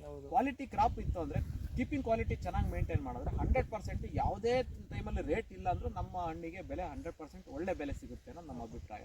ಇದರಲ್ಲಿ ಸುಮಾರು ಗ್ರೇಡ್ ಬರ್ತಾ ಹೋಗುತ್ತೆ. ಈಗ 0 ಅಂತ ಬರುತ್ತೆ, ಅದು ತುಂಬಾ ಲೋ ಗ್ರೇಡ್ ಬರುತ್ತೆ. ಲೂಸ್ ಬಿ ಅಂತ ಬರುತ್ತೆ, ಲೂಸ್ ಬರುತ್ತೆ, ಮತ್ತೆ A3 ಬರುತ್ತೆ, A1 ಅಂತ ಬರುತ್ತೆ, A2 ಅಂತ ಬರುತ್ತೆ. ಸೊ ಅದ್ರ ಜೊತೆಗೆ ಸಿಂಗಲ್ ಎಸ್ ಬರುತ್ತೆ, ಡಬಲ್ ಎಸ್, 3S, 4S ಅಂದ್ರೆ ಅದು ತುಂಬಾ 500 ಗ್ರಾಮ್ 600 ಗ್ರಾಮ್ ಕಾಯಿ ಮೇಲೆ ಹೋಗ್ತಾ ಹೋದ್ರೆ ಒಳ್ಳೆ ಬೆಲೆ ಇರೋದ್ರಿಂದ ಇಲ್ಲೇ ನಮಗೆ ವ್ಯಾಪಾರಸ್ಥರು ತುಂಬಾ ಜನ ಬರ್ತಾರೆ. ನೀವು ಕ್ವಾಲಿಟಿ ಬೆಳೀರಿ. ನಾವು ರೈತರಾಗಿ ಕ್ವಾಲಿಟಿ ತೋಟ ಮೇಂಟೈನ್ ಮಾಡಿದ್ರೆ 100% ನಾವು ಇಲ್ಲೇ ಮಾರ್ಕೆಟ್ಗೆ ಹೋಗೋ ನೆಸೆಸಿಟಿ ಇಲ್ಲ ಅನ್ನೋದು ನಮ್ಮ ಅಭಿಪ್ರಾಯ. ಈಗ ಸರ್ ಇದು 7 ವರ್ಷ ದಾಳಿಂಬೆ ಗಿಡ, ಈಗ ಈ ಗಿಡದಿಂದ ಒಂದು ಎಷ್ಟು ಕೆಜಿ ಇಳುವರಿ ಬರ್ತದೆ ಈಗ ಸರ್ ಈ ಗಿಡದಲ್ಲಿ ನಾವು ಸತತವಾಗಿ 2 ರಿಂದ 3 ವರ್ಷದಿಂದ ಹತ್ತತ್ರ ಒಂದು 30ರಿಂದ 40 ಕೆಜಿ ಅವರೇಜ್ ಅನ್ನ ತಗೊಂಡಿದ್ದೀವಿ. ಒಂದು ಸಸಿಗೆ 30 ರಿಂದ 40 ಕೆಜಿ ಅವರೇಜ್ ಬಂದಿದೆ ನಮಗೆ. ಸೊ ಲಾಸ್ಟ್ ಟೈಮ್ 32 ಟನ್ ಬಂದಿತ್ತು ನಮಗೆ 1000 ಪ್ಲಾಂಟ್ಸ್ಗೆ. 32 ಟನ್ ಟೋಟಲ್ ಎಷ್ಟು ಗಿಡ ಅಂತ ಹೇಳಿದ್ರೆ 1000 ಪ್ಲಾಂಟ್ಸ್ 1000 ಗಿಡಕ್ಕೆ 32 ಟನ್ ಬಂದಿತ್ತು. ಅಲ್ಲಿಗೆ ಅವರೇಜ್ 32 ಕೆಜಿ ಆಯ್ತು. ಸೊ ಯಾಕೆ ಅವರೇಜ್ ಅಂತ ಯಾಕೆ ಬಂತು, ಒಂದೊಂದು ಗಿಡದಲ್ಲಿ 50 ಕೆಜಿ ಇರುತ್ತೆ, 60 ಕೆಜಿ ಇರುತ್ತೆ, 40 ಇರುತ್ತೆ, 20 ಇರುತ್ತೆ. ಸರಾಸರಿ ಅಂತ ಬಂದಾಗ ನಮಗೆ ಸರಾಸರಿ ಒಂದು 30 ರಿಂದ 35 ಕೆಜಿ, 25ರಿಂದ ಮೇಲ್ಗಡೆ 100% ಸಿಗುತ್ತೆ. ಸೊ ಯಾಕೆ ಅಷ್ಟು ಸಿಗುತ್ತೆ, ಕೆಲವರು 60 ಕೆಜಿನೂ ಎಕ್ಸ್ಪೆಕ್ಟ್ ಮಾಡ್ತಾರೆ. ಸಂಖ್ಯೆ ಸಸಿ ಕಾಯಲ್ಲಿ ಕಾಯಿ ಸಂಖ್ಯೆ ಜಾಸ್ತಿ ಆದಾಗ ಸೈಜ್ ಕಡಿಮೆ ಆಗುತ್ತೆ, ಕ್ವಾಲಿಟಿ ಕಡಿಮೆ ಆಗುತ್ತೆ. 25ರಿಂದ 30 ಕೆಜಿ ಒಳಗಡೆನೆ ಇಷ್ಟು ದೊಡ್ಡ ಗಿಡ ಇತ್ತು ಅಂದ್ರೆ 100% ವಸ್ತು ಕಾಯಿನೂ ಒಳ್ಳೆ ಗ್ರೇಡಿಂಗ್ ಅಲ್ಲಿ ಇರೋದ್ರಿಂದ ಬೆಲೆ ಚೆನ್ನಾಗಿ ಬರುತ್ತೆ. ಇಲ್ಲೇ ದುಡ್ಡು ನಮ್ಗೆ ಅಲ್ಲೇ ಬರುತ್ತೆ. ಹೌದೌದು. ಸೊ ನಮ್ಮ ರೈತರು ಏನಾದ್ರು ಕಾಯಿ ಜಾಸ್ತಿ ಕೇಳ್ತಾರೆ, ಕಾಯಿ ಸಂಖ್ಯೆ ಬೇಡ, ಇರೋ ಕಾಯಿನ ಕ್ವಾಲಿಟಿ ಬೆಳೀರಿ ಅನ್ನೋದು ನಮ್ಮ ಒಂದಿದೆ. ಸೊ ಅಷ್ಟು ಬೆಳೆದ್ರೆ ಅವರೇಜ್ ಬರುತ್ತೆ 30, 32, 35, 28 ಈ ತರ ಬರುತ್ತೆ. ಈಗ ಒಂದ್ ಕಾಯಿ ಅವರೇಜ್ ಒಂದು ಎಷ್ಟು ಗ್ರಾಮ್ ಬರ್ಬೋದು? ಸರ್ ನಾವು ಹತ್ತತ್ರ ಒಂದು 150 ಗ್ರಾಮ್ ಮೇಲೆಯಿಂದ ಹಿಡಿದು ಹತ್ತತ್ರ 700, 800, 900 ಗ್ರಾಮ್ ವರೆಗೂ ನಾವು ಬೆಳೆದಿದ್ದೀವಿ. ಅಂದ್ರೆ ಒಂದು ಹಣ್ಣು ಒಂದು ಹಣ್ಣು 700ರಿಂದ 800 ಗ್ರಾಮ್ ವರೆಗೂ ನಾವು ಬೆಳೆದಿದ್ವಿ. ಲಾಸ್ಟ್ ಟೈಮ್ ನಮ್ದಿಲ್ಲ ಎಕ್ಸ್ಪೋರ್ಟ್ ಮಾಡಿ ಬಾಂಗ್ಲಾ ಕೊಟ್ಟರು. ಸೊ ಹಂಗಾಗಿ ಅದ್ರ ಆಚೆ ಚೆನ್ನೈಗೆ ತಗೊಂಡೋಗಿದ್ರು ಲಾಸ್ಟ್ 3rd ಇಯರ್ ಅಲ್ಲಿ. ಸೊ ಹಿಂಗೆ ಒಂದ್ ಕಡೆಯಿಂದ ಒಂದ್ ಕಡೆ ಎಕ್ಸ್ಪೋರ್ಟ್ ಕೂಡ ಮಾಡಿದೆ. ಯಾಕಂದ್ರೆ ಕೀಪಿಂಗ್ ಕ್ವಾಲಿಟಿ ಚೆನ್ನಾಗಿರೋದ್ರಿಂದ ಆಲ್ಮೋಸ್ಟ್ 350-400 ಗ್ರಾಮ್ ಮೇಲ್ಗಡೆ ಇರುತ್ತೆ ನಮ್ಮ ತೋಟದ. ಆಲ್ಮೋಸ್ಟ್ 250 ಎಬೋ, ಯಾವುದೇ ಮೀಡಿಯಂ ಅಂದ್ರೂ 250 ಎಬೋ ಇರುತ್ತೆ ಆಲ್ಮೋಸ್ಟ್. ಹಾಗಾಗಿ ಒಳ್ಳೆ ಚೆನ್ನಾಗಿ ಇಳುವರಿ ಬರುತ್ತೆ. ಕೆಂಪು ಭೂಮಿ ಆಗಿರೋದ್ರಿಂದ ಅದು 100% ಚೆನ್ನಾಗಿ ಬರುತ್ತೆ. ನಾವು ಚೆನ್ನಾಗಿ ಆಹಾರ ಕೊಡೋದ್ರಿಂದ ಚೆನ್ನಾಗಿ ಬರುತ್ತೆ. ಈ ಸರ್ ಲಾಸ್ಟ್ ಟೈಮ್ ಹಾರ್ವೆಸ್ಟ್ ಮಾಡಿದಾಗ ಎಷ್ಟು ಟನ್ ಬಂದಿತ್ತು ನಿಮ್ದು? ಸೊ ನಮ್ದು ಲಾಸ್ಟ್ ಟೈಮ್ ಹಾರ್ವೆಸ್ಟ್ ಬಂದಾಗ 26 ಟನ್ ಆಗಿದೆ. ಅಂದ್ರೆ ಸ್ವಲ್ಪ ಗಿಡಗಳು ಹೋಗಿದೆ. ಈಗ 900 ಪ್ಲಾಂಟ್ಸ್ ಇರೋದ್ರಿಂದ ಒಂದು 26 ಟನ್ ಆಗಿದೆ. ಯಾಕಂದ್ರೆ ವಿಲ್ಟ್ ಆಗಿ ಸ್ವಲ್ಪ ಹೋಗಿರೋದ್ರಿಂದ ಅವರೇಜ್ ಒಂದು 22-23 ಕೆಜಿ ನನಗೆ ಸಿಕ್ಕಿದೆ. ಅಂದ್ರೆ ಏನ್ ರೇಟ್ ಸಿಕ್ತು? ನನಗೆ 180 ಲೆಕ್ಕಕ್ಕೆ ತಗೊಂಡಿದ್ದಾರೆ. ನನಗೆ 180 ಸಮಥಿಂಗ್ ಬಂದಿದೆ ಪರ್ ಕೆಜಿಗೆ. ಅಂದ್ರೆ ನಾವು ತೋಟನ ಗುತ್ತಿಗೆ ಕೊಟ್ಬಿಡ್ತೀವಿ ಇಷ್ಟು ಲಕ್ಷ ಅಂತ ಹೇಳ್ಬಿಟ್ಟು. ಹಾಗಾಗಿ ನಾವು ಅದು ಅವರೇಜ್ ಅವ್ರ ಲೆಕ್ಕ ಮಾಡ್ಕೊಂಡು ಆ ಲೆಕ್ಕಕ್ಕೆ ನಮಗೆ ಬರುತ್ತೆ. ಟೋಟಲ್ ಎಷ್ಟು ಪ್ರಾಫಿಟ್ ಬರ್ಬೋದು ಅಂತ ಹೇಳ್ಬೋದು ಸರ್? ಸರ್ ಈಗ ಅಂದ್ರೆ ಯಾವ ತರ ಅಂದ್ರೆ ಖರ್ಚೆಲ್ಲ ಕಳೆದು ಈಗ ಒಂದು ಕ್ರಾಪ್ ಅಲ್ಲಿ ಈಗ ಸಪೋಸ್ ನನ್ನ ಪ್ರಕಾರ ನಾವು ಖರ್ಚು ಮಾಡ್ತೀವಿ 7 ಲಕ್ಷ, 8 ಲಕ್ಷ, 10 ಲಕ್ಷ, 12 ಲಕ್ಷವರೆಗೂ ಖರ್ಚು ಮಾಡ್ತೀವಿ ಒಂದು ಬೆಳೆಗೆ. ಸೊ ಪ್ರತಿ ಸಲ ಒಂದು 25 ಲಕ್ಷ, 30 ಲಕ್ಷ ತಗೊಂಡು ಈಗ ಲಾಸ್ಟ್ ಟೈಮ್ 32 ಲಕ್ಷ ಆಗಿದೆ. ಸೊ ಅದರ ಆಚೆ ಒಂದು 47 ಲ್ಯಾಕ್ಸ್ ಆಗಿತ್ತು.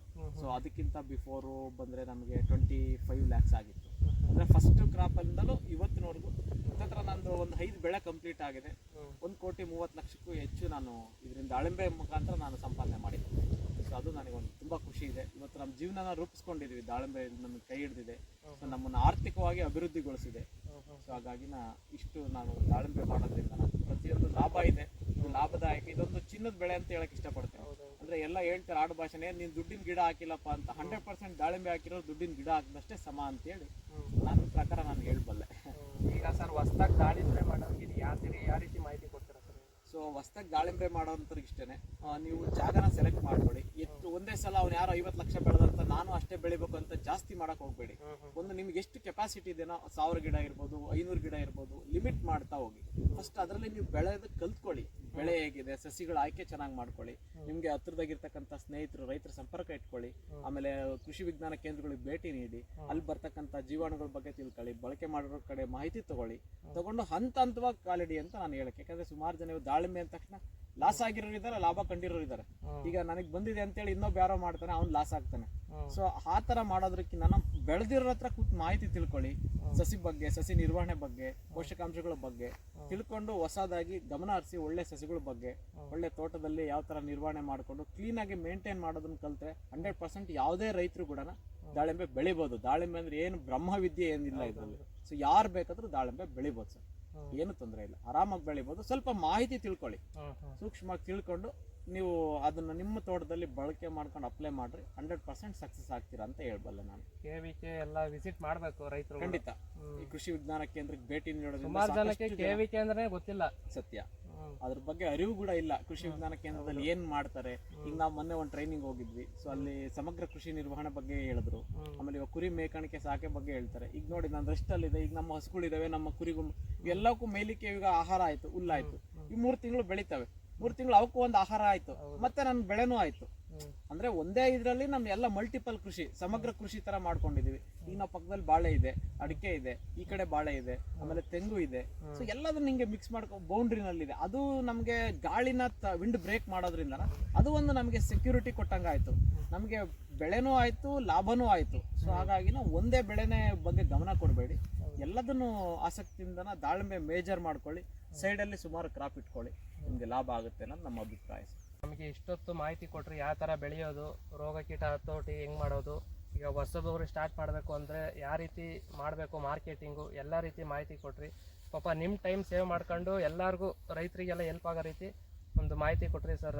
ಈ ಕಾರ್ಯಕ್ರಮಕ್ಕೆ ನಮ್ಮ ಪರವಾಗಿ ಮತ್ತು ಕೃಷಿ ವಿಜ್ಞಾನ ಕೇಂದ್ರ ಬಬ್ಬೂರ್ ಫಾರ್ಮ್ ಆಗಿರ್ಬೋದು ಮತ್ತು ಕೆಳದಿ ಶಿವಪ್ಪನಾಯಕ ಕೃಷಿ ಮತ್ತು ತೋಟಗಾರಿಕೆ ವಿಶ್ವವಿದ್ಯಾಲಯ ಶಿವಮೊಗ್ಗದ ಪರೆಯಿಂದ ಧನ್ಯವಾದಗಳು. Thank you sir, thank you so much. So ಎಲ್ಲ ರೈತರಿಗೂ ಒಳ್ಳೇದಾಗಲಿ, ಎಲ್ಲರೂ ಆಸಕ್ತಿದಾಯಕವಾಗಿ ನೀವು ಇವತ್ತು ಹೆಚ್ಚು ಯುವಕರು ಕೃಷಿಗೆ ಬನ್ನಿ ಅಂತ ನಾನು ಹೇಳ್ತಾ ಇದ್ದೀನಿ. ಯಾಕಂದ್ರೆ ಇವತ್ತು ನಮ್ಮ ದೇಶದಲ್ಲಿ ಬ್ಯಾಕ್ ಬೋನ್ ಅಂತಂದ್ರೆ ಕೃಷಿ.